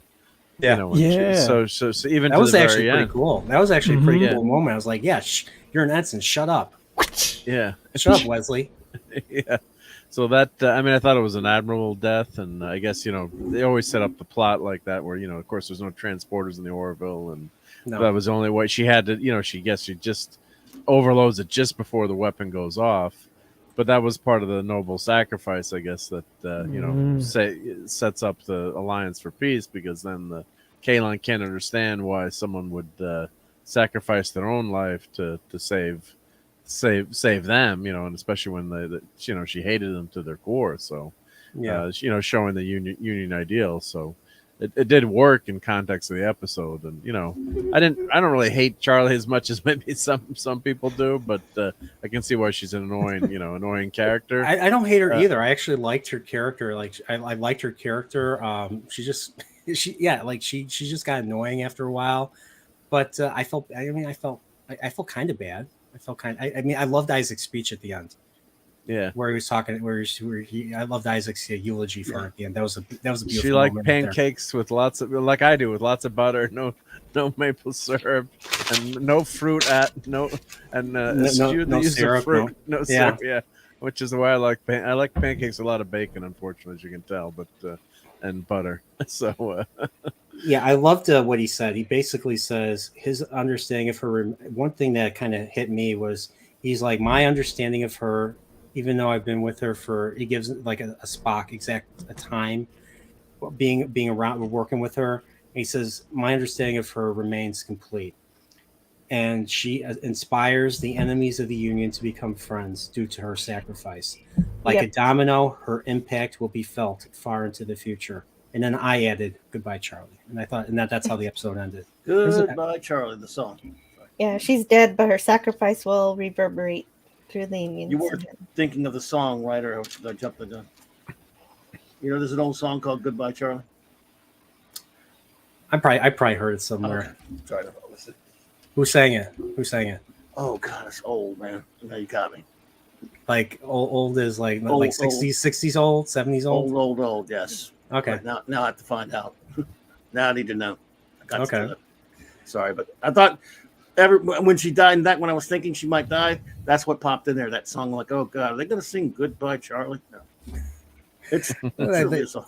Yeah, they could. They with all the pop culture that they've been referencing in this Yeah. show, I wouldn't be surprised. But Season 1 or 2 would have done that. Oh yes, easily.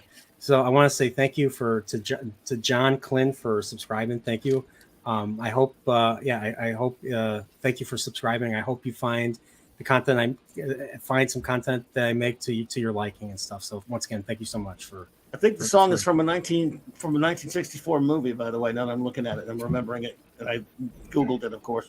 I'm going, oh, that's from that movie? Holy crap! I just remember the song. and Bobby Darin sang it too. Yeah. Bobby Darin. Well, there you go. Now you know it's a cool song. Yep. Bobby Darin. Okay. And we can't play it right now, otherwise we'd be No. off the air, unfortunately. But yep. An episode of Millennium called "Goodbye, Charlie." Millennium with Lance Henriksen.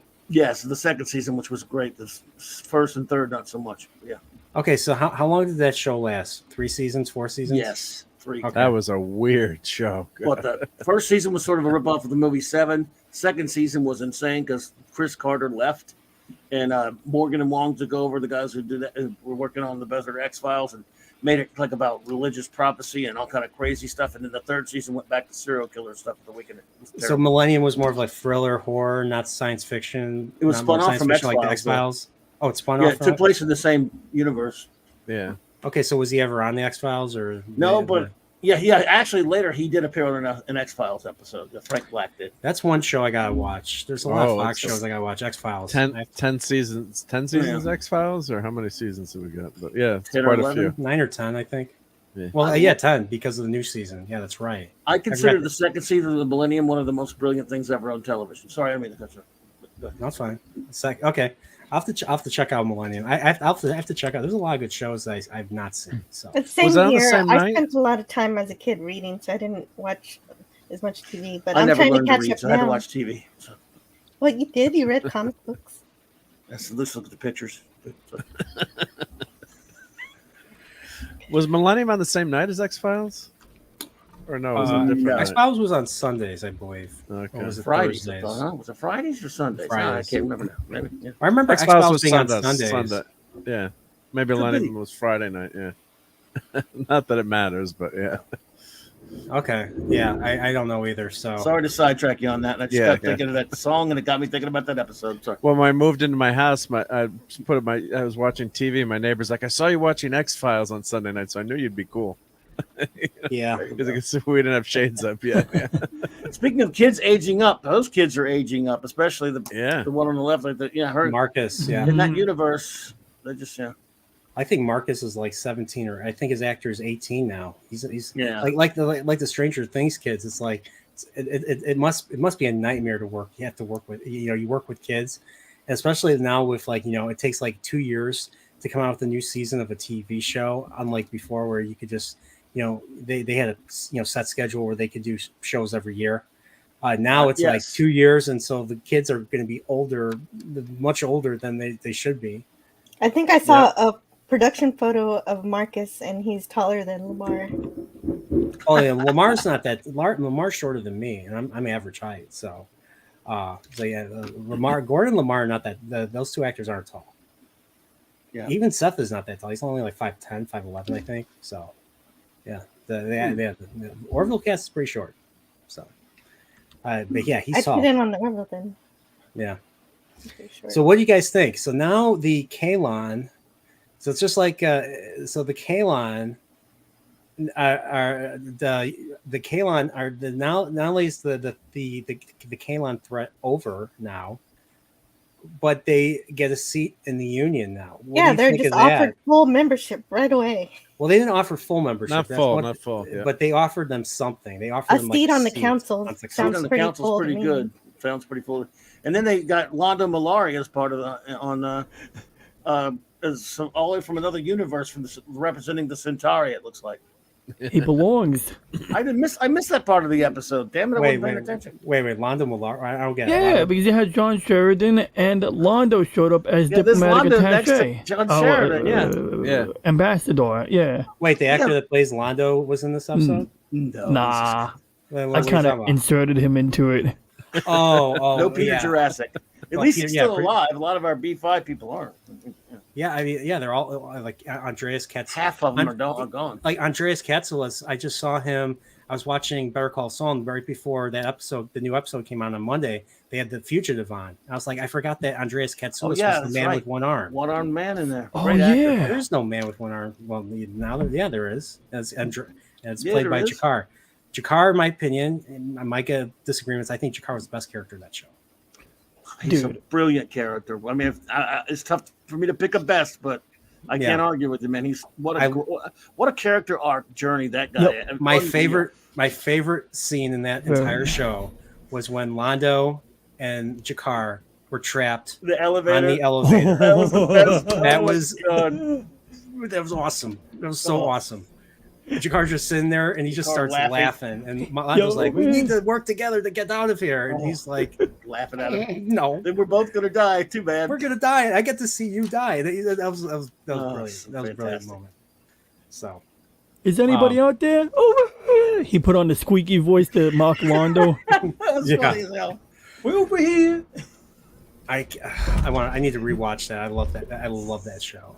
Great And show. they just redid it too, so it's in Remastered. Looked 4 pretty good. remastered. It looks really good. yeah. HBO Max, yeah. Well, I'm And still Amazon waiting Prime. if they're ever going to release it on physical. Yeah, they haven't media. put it on physical media yet, which is you'd think Yeah, I'm tired hey, about You easy- see right easy there money, where right? I'm pointing. That's my Yeah. Babylon 5 set right there. I know you can barely see it. No, All my because Star Trek they want stuff you is to right there. subscribe to their oh, cool. streaming service. Right. They're trying to phase out physical media, Yeah. so buy it up. Yes, they are. I mean, Orville And the- still hasn't come out on Blu-ray. Like Fox didn't. I don't know why Fox didn't even. They only released it on DVD. Those Yep. pricks. I don't understand. I couldn't believe when I saw that. So wait a minute. I'm not getting. Why not a Blu-ray? Everything gets a Blu-ray. Yeah. Well, that way they can go back and Fox. change things too, like they're doing with Stranger Things. So they can go. So if there's no physical media, did it really happen? Did it exist? No. Right? Yeah. Well, Netflix doesn't release. I don't even like Netflix doesn't release any of their stuff on Blu-ray.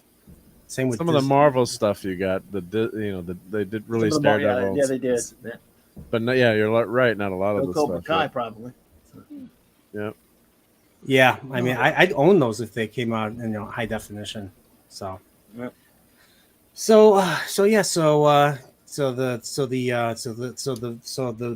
The big bads now are the Mocklins and the Krill, which Yeah. I did not see coming, and now the Kalons are the good guys. How do you guys feel about that? Well, that remains to be seen. They're the good guys out of necessity, and I guess they also by choice. Okay, one decided that Charlie's sacrifice was enough to start trusting biologicals somehow. Yeah. It's an interesting twist. I'll give them that. It's something that wasn't really. I don't know. We'll see what they do with it, but I'm fine with it. I think it's actually pretty interesting. Oh, you Yeah, I might. Wait agree. and see what they do next episode. Yeah. Okay, you said that. You never know. Next episode may it's strange. It's getting used to, but we don't know what's going to happen in the next episode with it. Yeah. So It's it called fall Future apart? Unknown. That's the name of the episode. Future Unknown. Interesting. Yeah, prophetic because we don't know what's going to happen in the episode. Get it? Cool. Yeah, because the weapon's been destroyed, right? So there's nothing to stop the Kalon from turning on the Union if they wanted Right. to. Although the Krill and the It's a Mocklins mess. are powerful, but with that battle, you wonder how many ships are destroyed, how damaged were were those guys on the other side. So that's what I was thinking. As I said before, all the time they're fighting, the Kalon get to take out all their enemies at once and then destroy the weapon, and then they can turn on everyone. And that's what I was expecting to happen. I thought things were going to go south, and no, it didn't. Yes, especially because the Union thinks that the Kalon are friendly now, so that would be the perfect way to turn on them if they wanted. I'm surprised they didn't take Kalon primary and charge him with war crimes like they did with like they're going to do with Talea. Yeah. So, they could have, right? But they need him now, right? I mean, the Kalon did way more damage than Talea ever did. So, I guess because populism. I guess it's more evil to be a populist than to be than to invade and kill, destroy a bunch, kill and invade and try to destroy Earth. What war they crimes were is just he referring misunderstood. To? What war crimes is he referring to? I don't know. Honestly, I don't know. Like, I didn't even trying to destroy the. He didn't say the Kalon genocide. Yeah, I mean, well, yeah, the genocide thing. Well, but I guess that's to be a matter of perspective whether it's a war crime or not. Yeah. So, okay. This one thing I didn't talk about. We didn't talk about Ed visiting Talea. So Talea's in the brig. They have her in custody. So Ed visits Talea in the brig, and he's like, "I'm not going to help you this time because last time, he helped her and they sent her back to Krill." He's like, "Well, I'm not going to help you this time. She's going to be tried for war crimes." And I think that's all. That's all. We don't get any specifics. And they talk about Anaya, their child. And he's like, "I want to give her." He's like, "I can give her a home. Will you give her? Will you give her to me?" And she's like, "Well, if you release me." And she's like, and he's like, "You are so bad." Or he says something like that. He's like, "You are so bad." And she's like, she promises as long as she's in custody, he'll never see her. So, no, that's sounds. I don't know. Well, at least we finally know that Ed actually wants to give a home to Anaya, even though he didn't. I would say that try to get her. People saying like, "I'm sorry, Jill. Go ahead. I apologize." No, that's all right. No, it's fine. Go for it. Well, there's some things in the chat about what are the war crimes, possibly the assassination of the former chancellor, or the, which that will be her chancellor. So I don't think that's any of. Or the I forgot about this. Yeah, the attempted assassination of the president. Yes. Okay. Stabbing of the president would be a good. That is a very good one. But that's not a war crime per se, though. It might be an act of war. They were there in peace, but yeah. But as far as the chancellor thing, I mean, that's their own chancellor, so that wouldn't be any of the union's business. Okay, we got a question from Charles Long here. Who do you think should guest appear on the Orville if they renew it for season 4? Well, for me, Mr. William Shatner. Get him to play a legendary Union captain. I second that. That'd be awesome. Yeah. And I want to see him get the send off that he never got in Generations because God, I hate that. I hate that. Oh, it was. Yeah, don't bear Captain Kirk under rocks, please. Oh my! He's like, oh my! Yeah. I wonder if that was a jab at George Takei when his death was. Oh my! I don't know. But what do you guys think? Any guesses? That'd be my vote. He was asking. Charles Long was asking Patrick Stewart. Miss Piggy from Pigs in Space. There you go. Pigs in Space. Pigs in Space. So who? So that's a long time coming with Kermit in the show already. Do you think Kelly will ever get a Miss Piggy? Because since Ed he has Kermit. Mm. Kermit I hope. Yeah. See, look, I got my Miss Piggy from Pigs in Space. So she should. Yeah. If the show still had a sense of humor, there'd probably be a Pigs in Space episode with the Muppets. It makes me think. There was Star Wars. Was Luke Skywalker, Mark Hamill was in space with the he was on Pigs in Space. Yep. Yeah, there you go. I'm trying to think, but I never realized it, but I didn't know that Frank Oz was the voice of Miss Piggy. Yeah. I didn't know that for the longest time until I looked up who did the voices of all the Muppets. So Frank Oz, I was like, I always wondered why Yoda sounded familiar. I realized that's his Fozzie. That's his Fozzie Bear voice too, I think. Yeah. So that's why. And I have to. So any other actors? Scott Bakula would be a good one too. And how about Avery Brooks while we're at it? Avery Brooks, maybe He doesn't some act other anymore. Michael Dorn. Like, did we get any other Trek? I know they brought a whole bunch of Trek actors for season 2. We didn't. I don't think we saw any more Trek. I don't think we saw any additional. Not this year. Trek You're right. actors this- You're right. this Not Michael this year. Dorn would be great because they already had his the actor who plays his brother be a Mocklin. Oh, really? Oh, yeah. You're right. They had Tony Todd. Tony Todd, right? Yeah. Yeah. Yep. Tony Todd's amazing. I like PJ's suggestion. That's kind of funny. That'd be humorous. Kelly's then. How about Kelsey Grammer? He's played a starship captain before. Well, Kelly's And dad's Morgan dead. Bateman. So Kelly's dad is dead, but that doesn't mean anything. Yeah, they could have a flashback. Yep, George Costanza. So I'll read Orville Nation super chat for $5. Thank you so much. I still want to see a simulator malfunction episode with George Costanza from Seinfeld. Serenity Oh now. my gosh. Serenity now. Armin Serenity Shimmerman. now. Is Why Armin can't you be still more? alive? Armin Shimmer? No, I don't think so. How about the episode with George where he's at home? He's like, "Why can't you be more like Lloyd Braun?" You know, and of course Lloyd Braun, his actor Matt McCoy, was in The Price, TNG. One where And George Yeah. Costanza was already on the Orville. He is a bartender. yes, that's and of course he was in. Yeah, because he's a big. Uh, I remember he's a they big did a Trek Star fan. Trek. They did a Star Trek special in the '90s. I think it was in the '90s. It was like late '90s. I forget what it was, but I remember he was like dressed up as like Kirk. You know, he was dressed up as Kirk in the old uniform. He was hosting like a special. I forgot what it was. Do you guys He was on remember? no, but it was I on a think it was Voyager part of the episode also. 30th anniversary special. Wasn't I he think on it was wrong. later than that. This was later than that because it was when Voyager was on. Wasn't so he this on a was probably Voyager episode, by 35th. the way? Think Tank. He was Yeah, on a Think Tank. Voyager episode, right? Yeah. Think Tank, the Yes, one where it's him Think and Tank. he tries to just get the Voyager crew into conflict with this other alien race, and he wants 7 of 9 because Yeah, that's 7 right. of 9. 7 of 9 in Voyager was the key to everything in that show. I liked her character arc, even though her character arc always reset every episode. Yes, because but she was still. given flaws. Yes. But she was great. So, but then a certain show destroyed her and Icheb, and Indeed. No. I will never That show forgive doesn't that. exist. See, I wasn't even thinking of that show until you mentioned it. I know I'm a horrible person like that. I just Does I not like compute. it's like a Wrath of Khan. I reopen, I'm like McCoy. I reopen old wounds. So sorry. First episode of the show, Orville, is called Old Wounds. So there you go. Well, yeah, thank you once again. Thank you, Orville Nation, for the super chat. So, oh yeah, remember The Rock was in an episode, Sunkase, Oh, yeah. season 6, That where was he cool. does the rock bottom God. too. Yes, that was a good. And the people's eyebrow. Yep. Yeah, the people's eyebrow. That was when SmackDown was like at its height in like I think it came out in 2000, 2001. Was 6. This is a season. No, it was 2000, 99 or 2000, season 6. Yeah. And it was. You really did pretty it. cool. And he also had 2 DS9 actors in the episode. You had J.G. Hertzler, who was 7 of 9's mentor, coach, or whatever. And then you had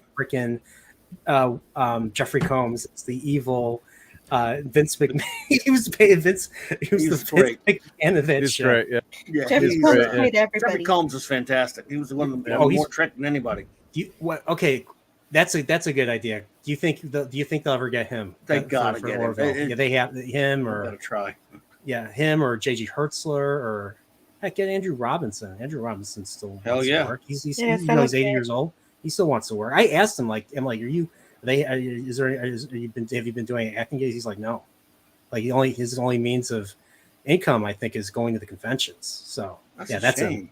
That's Jeffrey Combs right there. So And I guess we're not going to unfortunately get a send off for Yaphet because I guess they didn't know that he was. They didn't know No. that he was sick when No. he was filming No, the episodes. he kept it a secret. He kept it a secret, right? So he's only probably been given bits of lines. So his only real moment was in Identity Part 2. Well, there's still one more episode. Hopefully, they give him something. We'll see. Hopefully, I hope so. I mean, yeah. he was at the funeral for what's her name again? Charlie. Charlie. Sorry. If no, I anything, we forgot. still have. This is such bullshit. Wait, what's up? Oh, Yaphet's line, his best line this season. Oh yeah, yeah. Yep. That's such bullshit. But then last week he was like, was it the episode with Topa? Yeah, the episode where like or last week when Topa is trying to tell Gordon that she likes him, and they're all looking, they're all sticking their heads out to listen. All the engineers are sticking their heads out to listen, and it was a Dan that's like Dan, the big headed dude played by Mike Henry's like, he's like Gordon's attractive, and and Affleck's like, he comes and goes. Yeah, we didn't get much like, Lieutenant Dan. It looks either. better coming and going than coming or whatever. Yeah, I was hoping Dan would get like a heroic moment this season. Where's I was one Dan? I want more Dan. Yeah, I want more Dan too. Hey, man, cool. He's the conversation. He's the conversation ender. So I want him to have a moment. I want him to have a heroic moment. Maybe we got one more episode left. We'll see. You know, PJ, I've heard that about Hertzler. Surprisingly, he is an ass. What I've heard. Oh, does he? I did not. Characters. I did not talk to him at the convention I went to. John Billingsley's a tool too, and I love Dr. Phlox, but yeah, I loved him as I liked seeing him in Picardo in that one episode where Alara leaves the Orville. Yeah, and Billingsley's the villain, and he's torturing Robert Picardo. He makes him stick his hand in the stew, in the hot stew. That bastard.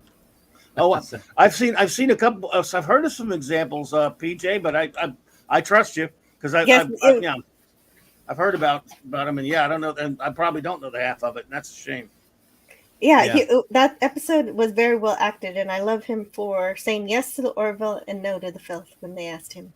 Who did? Billingsley? John Billingsley, yes. Well, I respect that.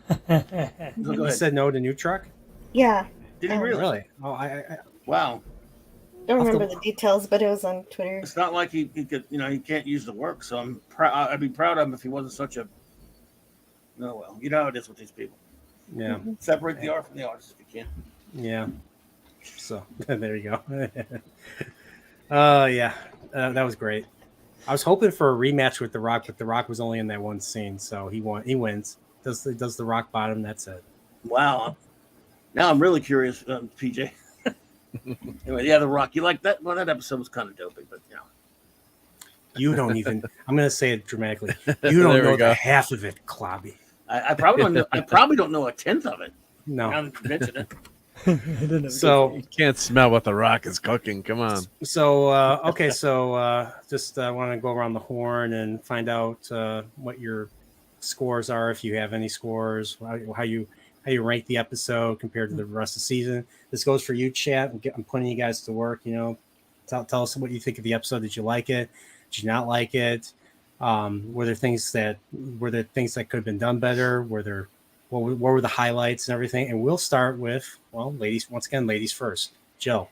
Well, sure. It was a real fun action adventure episode. Lots of plot holes, lots of questions. I had enough fun to give it a 9. Okay. What about Mr. Clobberin Times? I actually enjoyed a lot of the action adventure of the episode, and again, I can never rave enough about how beautiful the show looks and how technically it is. But again, it kind of leaves me a little bit hollow, only because I really, the war stuff. I kind of miss the show being about week to week exploration, feeling like the old Craig. And the getting bogged down in the war stuff and the soap opera stuff and all that other kind. This way, not so much soap opera like it had been, but the war thing. It's just like I love Deep Space Nine, as we all know. They did deal with the Dominion War later and in bits and pieces and all that kind of stuff, but it didn't mean you wouldn't get a lot of standalone types of episodes. TNG, for all its faults, at least it wasn't concerning a war all the time. Original Trek, it would deal with individual wars, but not the Federation was in that war. And this whole war thing just get kind of bored with it, because it does mean you have to deal with a bunch of violence and action, which is fine for a lot of shows. Babylon 5 was a war show, and it should have been. DS9 it bounced between the two, but when it did deal with its war, it compacted it into a certain segment of the series, and still a lot of it was a whole bunch of standalone great episodes. It really bogs you down when you're only doing like 10 episodes or whatever, and most of it's got to be dealing with stuff like this instead of just standalone stories week to week. It kind of bothers me. So it was mildly enjoyable, but it's just kind of mindless and hollow, and I'm not really happy with this season. I would have to give this one a a 6 personally. Yes. Okay. My rating is because I gave up on getting science fiction or exploration really early on in the season. Now you said Love to see that again. now Right. I think Jill, didn't you say like you give this a 9 because it was a great science fantasy Yes. episode? It was a fun, something I'd expect from Star Wars, like you Yeah. usually said. It was enjoyable. I agree with that. Okay. Well, what about you, Mark? Yeah, I give it an 8.5. I thought a solid B plus. Yeah, I agree with PJ saying we need exploration in season 4. I think we only got 2 episodes really with exploration, right? I mean, you had the Did we even spider get 2? creatures. Well, on the planet with the Yeah, a little bit. the Metrons. I guess I'm joking. I call them the Metrons, but I mean, they look like But Metrons. it wasn't Yeah. real. I mean, I guess Tron. real. There's Yeah, Tron yeah. in the name, and I mean, they look like Tron characters. Yeah, so I was calling them Metrons as a Star Yeah. Trek joke. But yeah, I mean, this episode was fun. I like the twist, with and hopefully we're putting the war stuff behind us with the the Kalan are allies now, and they're being such a powerful race too. You'd think that would deter the Mocklin and the Krill, but yeah, I'd like to see exploration, going out into new stories, and as far as an war story wrapping everything up. Charlie's death was poignant and, had a nice message too about, staying true to Union ideals. It kind of reminded me of Starfleet in that way, in terms of, an officer doing, his or her duty, even though their personal beliefs, as Captain Kirk says, keep your racism off the bridge, keep it Bigotry. in Yeah. yeah. So that part I thought was her character, as much as there were some things we didn't like about her, 4-dimensional 3D abilities that are somehow better than Isaac and these the super androids. I thought it was heartfelt, and Isaac's speech at the end, and I think the Orville did a great job, especially with that first episode setting up how Isaac was having some feelings or becoming partly emotional on his own, in terms of how they dealt with him in that first episode. You could see the prime Kalan, obviously. There were a couple of segments tonight where where you notice that, where first, of course, the obvious one was when Isaac shoots the gun out instead of killing him, and then a couple of times there were kind of looks. He's got no face, but there were some looks where where the director is able to show you some emotion there without an emotionless creature. So that, I think the first episode of the season is probably the best so far. If I'm gonna look back, we got the next episode. But yeah, as Mike is saying, everyone's saying, what's this next episode going to bring? Is it going to be try to wrap up the series, or is it going to be more politics and what direction they take, or are they going to send the Orville off on a 5-year mission to explore, which would be really cool. So but overall I was happy with the episode. I mean, it looks amazing, although it's watching it this late at night, I had to keep the volume down. I couldn't get the surround sound cranking, and which I usually like to do with these space battle episodes. But yeah, it's just amazing the tech they've got today with all the CGI work. It's incredible how good things look, but that doesn't matter in the end. You have to have a good story to match up to the the great effects work. So yeah, I did like this episode, but let's see what that next one's gonna be real important. Yeah. Yes, that would be a great idea, Mark. I love that idea of sending them out on a mission because the Orville is a very home-based series where they stick around very close to Earth all of the time. So it'd be cool for them to get the hell out there. One thing I forgot to add, though, that I would say to Orville is that I truly detest what they've done with the character of Talea. What's her name, Talea or whatever? Talea, yeah. Yeah, they have absolutely. That was a character that I thought had a lot of potential to be something, and it just turned her into a horrible. I mean, just a poorly written, bad villain. She's almost comical and you just over the top crazy now, and it's just nothing good about her. And I think no nuance. A couple of other characters. I hate a lot of the characterization this season. That one in particular. Me too. So I'll get that out there. So, she was too. She was a mustache. She was practically a mustache twirler. I didn't mention it, but she had the worst line in this episode. Usually religions people really love their families, but here she says the fulfillment of divine purpose eclipses all family bonds. Well, Yeah, that makes no sense. That's what Seth believes about religion, and it's just the way he is. So yeah. I want to read Orville Nation super chat for $2. Once again, thank you, Orville Nation. You've been very supportive tonight. It says we need exploration in season 4 for sure. I agree. So my question is, do you guys think that once the final episode is done, do you think then that's when we'll likely hear an announcement regarding no, it's leaving Hulu though, so I think that means something. I think it'll be another one. I think he'll do another season. I think he wants to. I'm feeling optimistic. Yeah. Are you sure that he's leaving Hulu? Because I know that it's going to all be available on Disney Plus on August 10th, but does that mean that they're pulling it away from Hulu? No, I don't think. I think they said no. On both, right? Yeah, it's going to be on both because Hulu is also owned by Disney. They acquired it through the Fox acquisition. I mean, you could be right. Gotcha. No, but you think they would announce a renewal now? Of course, the streaming world is a lot different than the old days when you had TV, but they'd always announce a renewal so you get people to keep interest in the show and keep watching. So now they announce like seasons ahead of time. Like they have a new season. They have a show, like let's say some show called Discovery. Well, they announced the season 2 even before season 1 even aired. So I mean, that's the reality now.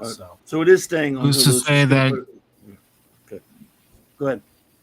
Who's to say that at the end of next week's episode, after the end credit rolls, that we get a graphic saying season 4 and then a possible year? Late 2023, early 2024. Yeah, that'd be awesome if they did that. That would be awesome. Yeah, like a That'd James Bond will return, that we used to get. That did not freaking make sense, that last Bond movie. They killed James Bond, and then they say James Bond will return. Like this, like what? James Bond is a character. He's not a what do you call it? He's not a title name. Yeah, title or a mantle. He's not a title or a mantle. You guys just didn't see him where he got into the refrigerator. I knew I missed that. Was there a mushroom cloud over that caused that refrigerator? He survived the missile from the. Sorry, I know what you mean. So what about you? DJ Ronnie G? Well, I think I'm gonna stick with my 8.5.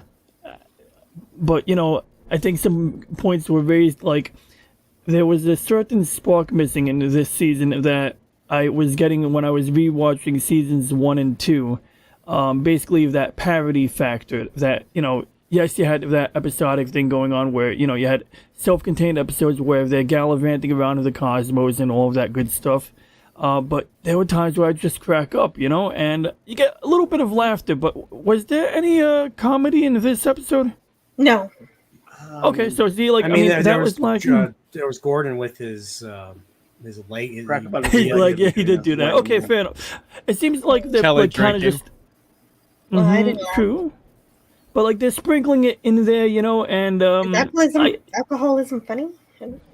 Yeah, I don't know what did they do in that part. I don't even remember. Yeah. Was somebody drinking in a certain scene or something? What happened? No, I mean they were drinking at one point, but in the cabin. But no. Well, they make a joke about hangovers. That kind of joke, but yeah. Like I love when they make a play on a trope from Star Trek or some, they mix it up a little bit, but that's not super essential because I enjoyed the episode. You had, a good mix of space battles. They had like great fighter scenes, and I will rewatch this episode because I'm sure I definitely missed some detail, and in order for me to revise my rating, I'm gonna need to better understand it. But definitely a solid 8.5 at this time. I'm not gonna lower that rating, and anything I can complain about, I'm willing to rationalize as I've been able to rationalize for Star Trek all my life. Yeah, if I were grading it against season 1 and 2 of the Orville, my grade would have been more like Clobby's, but this season is nothing like those 2 seasons. So I grade it as New Horizons, its own different show. Okay. And last but most certainly not least, Michael. Well, I give this episode a 7 out of 10. There Okay. were some things I liked about it, some things I didn't like about it. I don't see the Kalon upholding their end of the alliance, since there's really no reason for them to do so anymore with that weapon being destroyed. Yeah, I mean, but That's true. Good point. But I mean, wasn't Charlie's sacrifice enough? We'll see. Didn't it move them? That's all. It's just like Don't you think it moved Disney sprinkle fairy magic.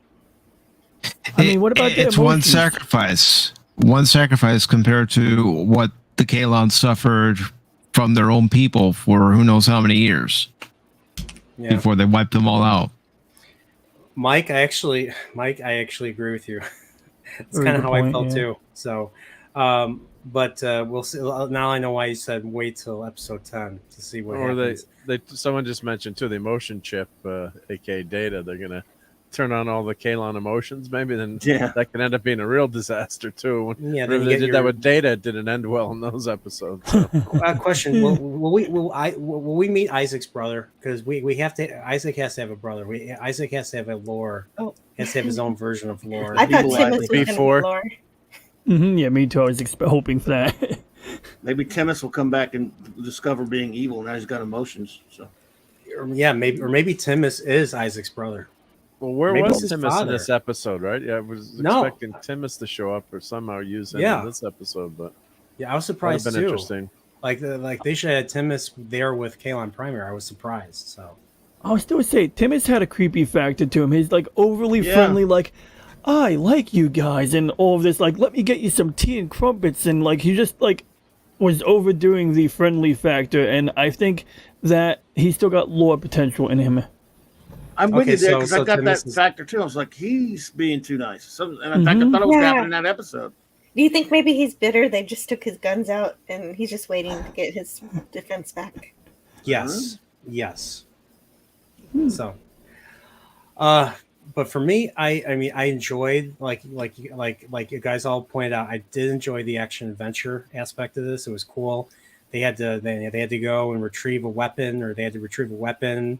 The stakes were high. You know, they didn't want to kill all the Kalon, even though the Kalon were willing to kill all of them, because that's one thing that was said in the trailer is that that the Union, that what sets them apart from everyone else is that they won't kill. They won't treat the enemies the way that their enemies will most likely treat them. And I mean, that was one of the big deals between. I mean, since Mark, you mentioned the Metrons, that's why the Metrons were impressed with Kirk, because the Gorn captain in that episode in Arena was going to kill Kirk regardless. And Kirk ultimately decided to spare the Gorn captain's life and decided to understand that perhaps they might have been in the wrong when it comes to putting a base on Cestus 3. So, but same idea here with, them keeping in mind like genocide is never good, even for even against your enemies that want to completely obliterate or eradicate you and stuff. So, I like that. I just felt the Kalon. I felt like them aligning themselves with the Kalon. It just didn't seem enough. It didn't seem enough for them to ally with the Kalon, and the Kalon just to go along with it. I honestly was expecting something to go south with the Kalon, and nothing went south with the Kalon. I was expecting to go south, and then the Union having a backup weapon or Still another might. weapon or some fail-safe to keep them in line. So, like, I was expecting them to do something. I was expecting the Kalon to probably take the weapon or try to take the weapon from the mission, but that didn't happen. It was just all Charlie, like, I'm gonna blow it up, and there's no timer, so I'm gonna go.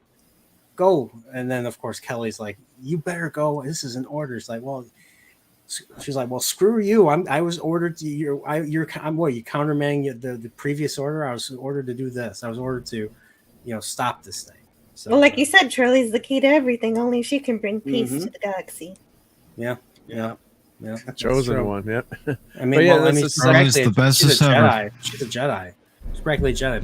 The 40 force ability, like I kept saying. So, But it's also the second time the Orvilles had a weapon on their ship, or the time travel device that they were trying to capture too. That's another time where they've had one of the most powerful things in the Union on their ship. Honestly, I felt they should have built up to this weapon. Like they should have built this up over a course of at least a few episodes, because it just I'm watching the episode and all of a sudden they have this weapon. Like last week, excuse me. Last week I said that the Union was in its weakest position, and now I'm seeing this episode. And they all of a sudden have this weapon just based on a single them having this single Kalen. I was just like, oh boy, this I don't know. I felt it wasn't earned enough. Well, like what is the weapon? What if they had? What if they had spent this whole episode building up the weapon, saying how powerful it is, what it's capable of, and then in next week's episode actually showing us its capabilities? Yeah, that would have been much better. When they destroyed all the Kaelon, I thought, no, that's too easy. This is a simulation of this thing. That's what I thought when I was watching too. There were so many fake outs this season. Like we kept seeing like Kaelon ships, attacking in the trailer, but it was either the simulator or it was the Metron that Mark calls them. I forget what they call it. The Metron person, and then more simulations, and then there was actually one where they didn't counter them, but they had to hide in the gas giant, just like another new Trek show just did that same week for their episode, but the villains in that was the Gorn. Oh, don't mention that episode. Absolutely no sense. That made this guy roll over in his the fidget spinner. That was so horrible. Well, the Gorn are born. They're like face huggers, and they're like like the xenomorphs. They're xenomorphs. They're xenomorphs now. So filthy crap. Yeah, they can't even come up with people like that for people, and like they can't that even come up with an original villain. So what they do? They said the original Gorn aren't good enough for us because they're too slow and not scary enough. That was the episode. And they're too smart. Scared the crap out of me as a kid. So what they did, they turned them into the aliens instead of doing something original. We made them aliens. Well, look who we're talking about here. They could have done the Enterprise Gorn, and those were, more than menacing. Remember on Enterprise, Scott Bakula was, they could have done that. Would they? Yeah, exactly. Would that have been popular with you guys, or would you, It would have been better at least. It would have been more sensical, but it made sense because that took place in the Mirror Universe. Because in the original series, they did not know the Gorn until Arena. So. Thank you. Good. But that strange new worms crap dumped all over a lot of real Trek. How anyone's liking that stuff? Well, they didn't care anything about. Well, it's not in the same universe. I mean, they proved it in the very finale where they copied Balance of Terror, and they revealed the Romulans to Pike and all of them, and to Spock. It was the same. It was the same thing. It was the same thing. So it can't be in the same universe. Well, of course it's in its own universe. It can't, but they won't admit it. They won't admit that. That's my problem. Yeah, exactly. Just admit it. I'll be like, yeah, your show's garbage either way, but at least you're not even trying to pretend it's real Trek anymore. Yeah, at least an alternate future. At least if they admitted it, they could fix Memory Alpha and separate the filth from the real stuff. Yeah, get the film. No, but come on, Jill. Samuel Kirk was always in Starfleet. If you read Memory Alpha, he was so full of crap. Well, we all know they got his name wrong too, right? That's only. Oh, wait, they got his name wrong. What they call him? No, because only Kirk calls him Sam. No one, everyone else calls him George. So they call him Samuel Kirk. Call him Sam Kirk. They didn't even watch the episode Operation Annihilate. So yeah, but in Oscar, that was said in What Are Little Girls Made Of? Though it was Operation Annihilate is one where he died. Right. Yeah. I was just checking to see if you. No, I hear you. Yeah, I know you knew. We know you knew, Mark. We know you knew. We know you knew. The evil. But you think the writers were like, hey, there's only 79 episodes of Star Trek to write, and 2 of them were, like you said, where they mention them, right? So how long does it take to do the research on that one? Instead of watching the episodes, they read like these books. They read like these Star Trek books that people like the whole Illyrian idea came from a book. Yeah. They probably didn't even read the book. They just got it from Memory Alpha or Memory Beta. Some Yeah, look. Memory Bait, I think, has the books. So Memory. Oh, okay, yeah. I already explained Mhm. the Sam Kirk thing to you, though, Mark. What happened was one night, one of these idiots that works for Bad Reboot, one of the ones he's got when he's doing his usual line off a hooker's butt on a Saturday night, just hanging around in his apartment with this, and he's trying to impress him, saying, "We're working on these Star Trek shows coming out." And really, Star Trek, I see that. And he lifts up, he actually hits the remote control on his table, and what happens? The TV pops on, and there's MeTV. It's a Saturday night, so real Star Trek is on. Yep. See, that's the show I'm working on. He's showing them watch a few minutes. It happens to be Operation Annihilate. Yeah. Yeah, And he saw Captain Kirk with the Captain mustache. Kirk's He was brother like, died. Oh, and he's Yeah. a twin brother. He looks just like William Shatner. He looks just like James Kirk. Oh, but we could use him. Yeah. Whoa. That's their knowledge of Star Trek. Yeah, because they could have that one moment in the show where they said Kirk report to the bridge, in that second episode or first God. episode. So you're all thinking it's going to be James D. Kirk. But at least in that remake of Balance of Terror, they didn't make Kirk look like an idiot. They at least they showed that his path He was didn't the look right like path. Kirk either. He didn't look like her, but at least they Jim didn't. Carrey. At least Carrey his is Kirk. at least Pike's path didn't work. Kirk was correct. So at least they didn't botch that part of the well, a episode. little up bit by like showing- an idiot. I mean, it was all based on the Romulans also being idiots and not using their scanners to find out there was no weapons on all those ships. Yeah, no, but what I'm saying is that Kirk Ships was were correct in fighting. terms of attacking and his tactics and things like that. But enough talking about that garbage show, I guess. Yeah. Oh, Larry says Clobby does a great Gorn, and I agree. That's true. Oh, No, I don't eat it, Captain. Come out, Captain. You've been merciful. Stop watching this film. Spills out the real Gordon. Sorry. I met this suit actor last summer or last year. I met the suit Really? actor. Oh, cool. Yeah. He was at the convention. He's like 90 years old now. So Oh, you went to Vegas? yeah, one in Vegas. No, okay. Yeah, I had my mask kind of like this because we had to wear them in Vegas. No. And a masked Nazi guy in a motorized wheelchair was telling me to cover my face. I'm like, I am, and I walked away. No, of course. I used my legs and walked away. What? Does that make me a bad person? Yes. Okay, maybe it does. Should have been wearing a Gorn mask. Okay, lesson learned right here. So but yeah, I still like the episode. I probably would give it I'd probably give it a 7.5, 8 out of 10, kind of like last week. Didn't have as many problems with this episode as I did last week's episode. But the Kel Kalon thing is just hard. I'll have to rewatch it, but it's hard for me to buy. I'll have to reevaluate, but I'm still not buying the Kalon. Yeah, my rating might be lower by Tuesday. We'll see. Yeah, so I'm always real nice at first. yeah, so that's where I'm at. So we covered final thoughts, and it's 2 hours, and I'm getting tired. I can't sit still. It got anymore, late so- early. Yeah, so let's start plugging channels, and let's start with Jill. So my name is Antiderivative Drill, and that's also the name of my channel. And I actually review the Orville, but I review it on Tuesday, the day before the next episode is released.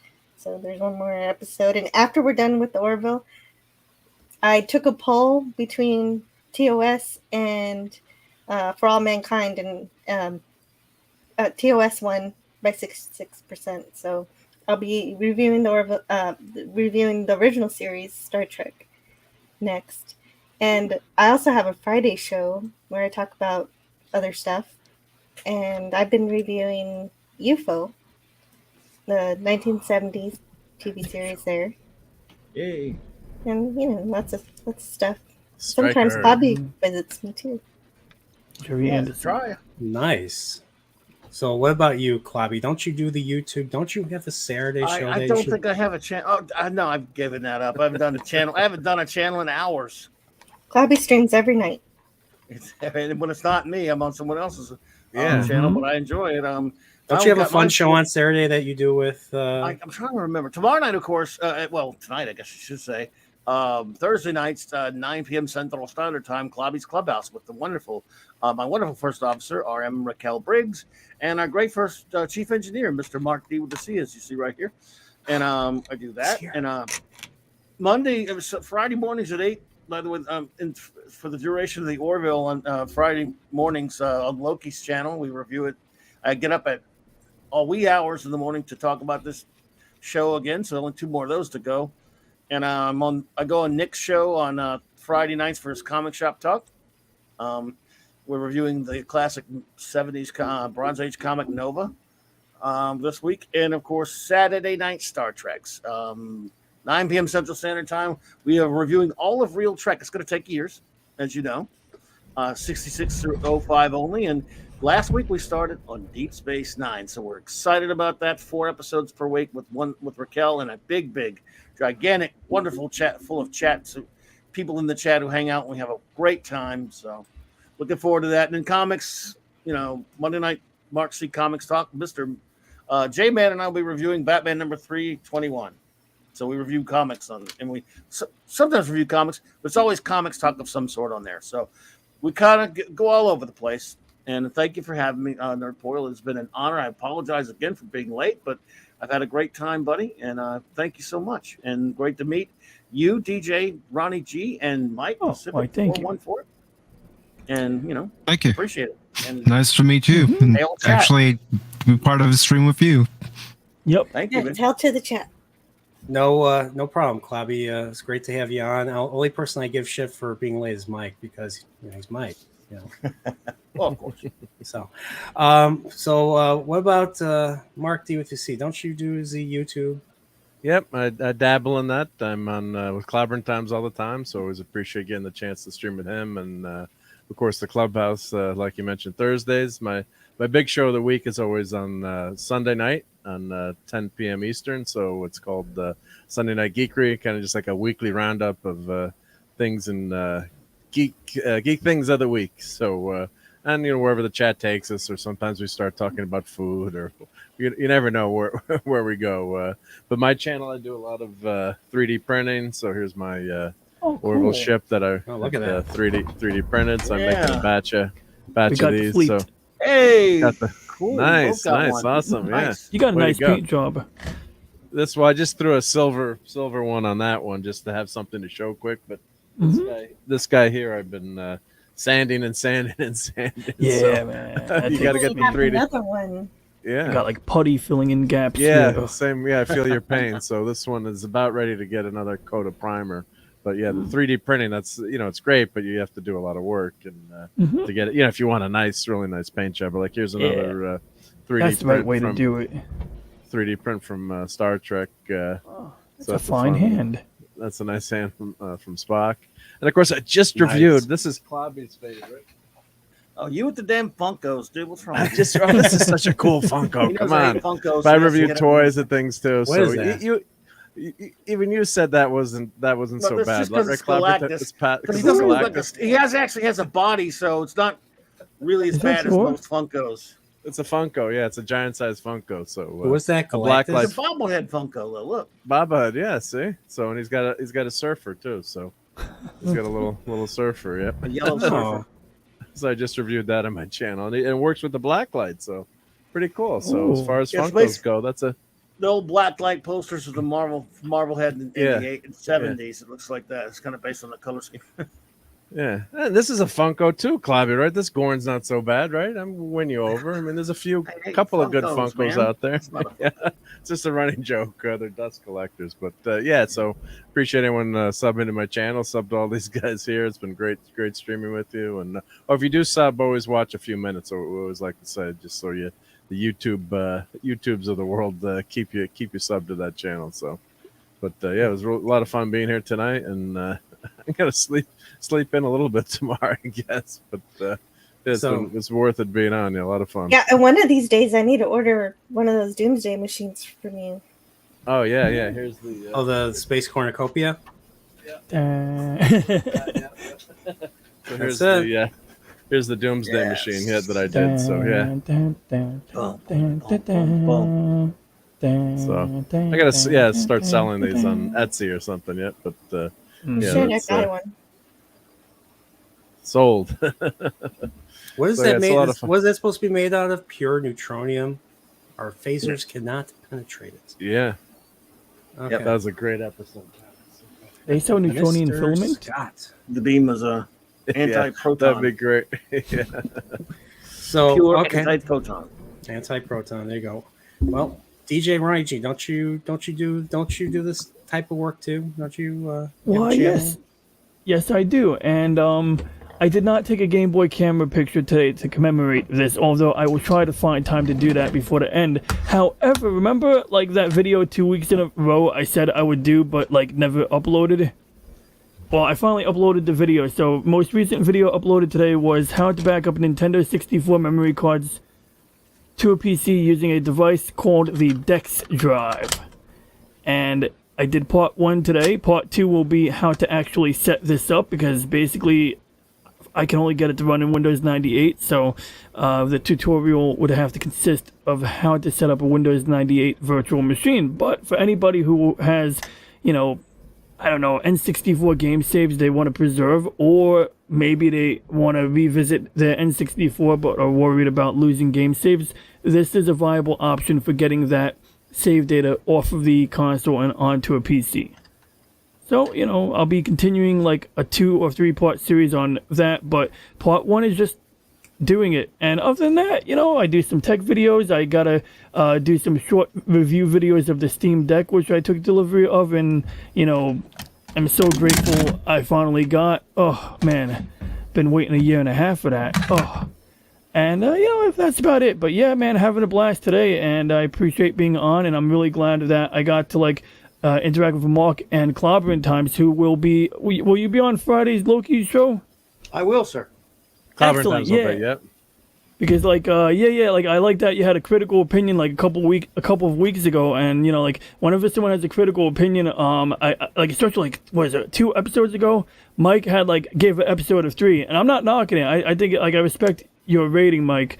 But I don't know, I couldn't like I had fun like all week. I was like just joking about how, you know, he gave the episode of 3, but it was based on good reasons, and so yeah, I always appreciate, you know, you guys' take on these matters. I've been taking some heat on him, but I'm just very unhappy with the season. Yeah. Mm-hmm. Understood. Mm-hmm. Yeah, and you have every right to express yourself. So that's why we're here. But the rocky skin helps, though, right, Clobberin times? Yeah, I can take it. I can yeah, take it easily. Believe me, I was so excited about this. It hurts. It hurts. The pain, you know. It's just my reviews of this season are their own punishment. But anyway, Yeah. great being here, man. Appreciate Thank you. And what about you, Michael? Well, Brian, I do have a channel. It's called Pacific Forum 4, where I do episode reviews, movie reviews, live streams consisting of gaming and talking pop culture with Pacific Forum 4 Pop Talk. I do Wednesday evening edition at 8 p.m. Eastern of Pop Talk, and I also do a Sunday morning edition of Pop Talk every Sunday at 11 a.m. Eastern, unless I've had a special edition of Pop Talk talk about one particular subject. And the reason why I'm mentioning Pop Talk so much is because next Wednesday is the 1-year anniversary of Pop Talk. And you know who my first guest was? Who? He's right here on this panel. Who? Yeah. He came from Tuesday Night Trek that night and joined me for a short time. Who? That's right, Brian. It was you. Nice. Congrats on your 1-year anniversary of Pop Well Talk. done. Oh well yeah, done. it's cool. What was it for? I was talking about the Orville, speculating on this season that we're watching now, and also talked about, you know, new Trek and a couple of other subject matters. And Okay. But all right. I'd have to. I can't believe I forgot. I'm so sorry, Mike. I guess I'm a bad person after I forgot about that. oh gosh, you're horrible. I'm kidding, of course. But yeah, next Wednesday I'm going to start it at 7:30 instead of 8, and I'm inviting everybody to come. I'm going to have 2 articles to discuss, but I'm going to say come with your article that you want to talk about on the show, and we'll talk about it. And then, of course, doing my live reaction and review of the Orville. Nice. Okay, Mike. Thank you. Thank you. I think that's Looking forward to it. I think that's everyone. So now I get to plug myself. I don't feel like plugging myself. I'm too tired. Just you see that red button, that subscribe button. Just give me a subscribe button because I'm entitled to your subscription. I am entitled to your time. Seriously, like. And it's free. But yeah, that too. And I mean, come on, who doesn't like the name Nerdporio? A word I just made up thinking about Star Trek. Believe it or not, I would just have to be Geekporio myself. Geekporio. Don't Yeah. get Raquel started if she's listening. Yeah. Yeah, Raquel, get on that. But yeah, I mean, I'm just we'll be covering the finale next week for sure. I already made the thumbnail a long time ago, so there you go with that. And I'll be covering Better Call Saul. I'll be covering the last 3 episodes next week. And DJ Ronnie G made that. So people have been making shit for me lately. It's weird. But yeah, there's Hayden. I guess that's a Nerdporio right there. It's pretty cool, actually. Hey, Max. Hell, Max Max Redstone. Redstone, the great Limerick Wow. King.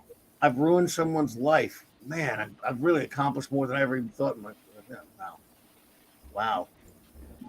And we got Grim here too. What's up? He came we're right about to close the stream. So thanks for showing up. But besides those 2 Better Call Saul things I'm doing right now, I'm currently streaming original Metroid, which is a pain in the ass. So I'm going to be playing more of that. I'm going to be playing more of that to get some footage for my future retrospective on the very first game or the very first mission. Actually, no, the first Samus's first mission, which is the original Metroid NES game, and the remake Zero Mission, which is more in tune with Super Metroid and Metroid Fusion. So I'll be doing that. I'm almost done writing my current project, my Zelda project that I'm doing right now. And it's going to be my magnum opus so far. It's 40 pages long. It's going to be 41 pages long. So I'm going to have to split it into parts because I think the whole thing is going to be at least 3 to 3.5 hours. So it'll be like an epic movie, but the game itself is epic. About Magnum? PI? What? Nothing. I'm sorry. You said Magnum Opus. Magnum opus. Well, I didn't say Bobby's not a gamer. Magnum. Yeah. Well, No, it's funny. I don't know. You want to hear something? Speaking of Magnum, you've heard the movie Magnum Force, right? Oh yeah, second Dirty Harry film. Yep. And I was doing my Better Call Saul stream on Monday, and someone with the name Frank Palancio showed up in my chat, and I just had to bring it up because I knew, because I've seen the Dirty Harry films multiple times, so I knew exactly who that was. So it's just funny. I like to, when people have create character accounts and stuff, I just like to pretend that they're the actual character. There are times where I've done that to the cosplayers, and they just look at me like I'm a fucking weirdo. I'm like, you're fucking cosplaying. You look at me like I'm the weirdo because I'm pretending you're the character. Jeez. They probably put ketchup on their hot dogs too. Yeah, I'm the one that lives in Chicago. That's a Dirty Harry reference too. So that was a good Dirty Harry reference. See? Yeah, nobody. That was from The Enforcer. Puts ketchup on a hot dog. Sudden impact. Nobody. But nobody puts ketchup on a hot dog. What the hell are you talking about, Harry? Nothing. I love those movies. Those movies are great. Yes. So I'm sorry, that was Sudden Impact. I got it wrong. Sorry, go ahead. yeah. So I did do a Dirty Harry review. I did do the original movie, and that hit 500 views. So check that out. Nice. I do want to do a Magnum Force one eventually. So yeah, Nice. I done in my next movie review is going to be the original Planet of the Apes. So Dude, in my top 10 all-time favorite films, love it, greatness. I'll watch that review. yeah, and somebody put a picture on Instagram of Charlton Heston kissing Dr. Zira. And I was just, the first thing I've known the movie so well. I know exactly what is said during that scene. I typed down, but you're so damned ugly. It's like, I will give a kiss goodbye. She's like, okay, but you're so damned ugly. Ugly. I love it so much. Oh God. Well, that's one of the most quotable. I mean, we quote that all the time. Great film. Love it. Now I need to go watch it again for the 10 billionth time. Yeah. So, but yeah, so that's where I'm at. I got a lot of projects up ahead. I've been taking my time on this one. I probably should kind of try to speed up a little bit, and yeah, that's where I'm at. So, No, but the everybody- Legend of Zelda deserves all the attention you're giving it. Keep going. You're doing great. yeah, I have like 3 paragraphs left I have to write. So, but I got through, and then I have to proofread it because I need to cut some of the fat off because I'm sure there's stuff that I don't know. Because I went through the entire plot of the game, and I kind of put some of the stuff down in my own words. So that I really enjoy doing that. So I talked about almost every single room in almost every dungeon. So I might have to cut some of that out if it gets see if it gets redundant. So Wow, even the water temple. even the water temple, like all the keys and everything, how to progress and so yeah. But yeah, so. But other than everybody, thank you so much for checking out this Orville after show. There'll be one more, and thankfully after that, I won't have to stay up super duper late because these stupid streaming services drop their shows at like 11 p.m. midnight, which is surprisingly early for the Orville. Because if you try to do other Netflix shows like Stranger Things, they drop it at like 2 a.m. my time because they drop it at midnight Pacific time. So I remember when they dropped volume 2 of season 4 of Stranger Things, I was up till 7 a.m. because the 2 episodes were like 4 hours long. Yeah, I haven't finished watching. I was looking. Some of the episodes are like hour and a half, or I wonder what finale's 2.5 hours. Oh, the finale's 2.5 hours. Yeah. Oh wow! 9, and then episode 8 was like an hour and 30 minutes. So it was like it combined to like 4 hours. It's ridiculous. It seems like the Orville and all these shows are going with these epically long episodes now. So yeah, one night you ran into trouble with, you set the stream too early because of how long the episodes were or whatever. So I have to look up. I have to look up the episodes ahead of time. I couldn't find it. I actually asked you today on Twitter. If you go on Hulu, and they have the thumbnail up, it'll say how long the episode is. Oh, okay. Right. That's how I found out. Because I wonder if next week's gonna be like 2 hours or something. It's like a Sunday. Well, somebody asked John Cassar. I don't know if it was I that asked John Cassar. Somebody asked John Cassar that last one, Orville Nation had him on, and he said no, the episodes will not be 2 hours long like Stranger Things. Okay. So I think it's gonna just be next week's episode will probably be an hour 20, hour 30, maybe hour 40. Who knows?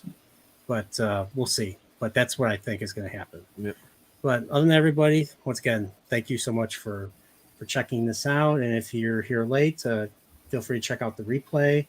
This was a very fun chat. There was talking about this episode. It was a fun episode to watch. If you like Star Wars, you'll love it. So other than everybody, take care and check out this outro that I've been doing every week. Good night, everybody. Good night. Good night. Good night.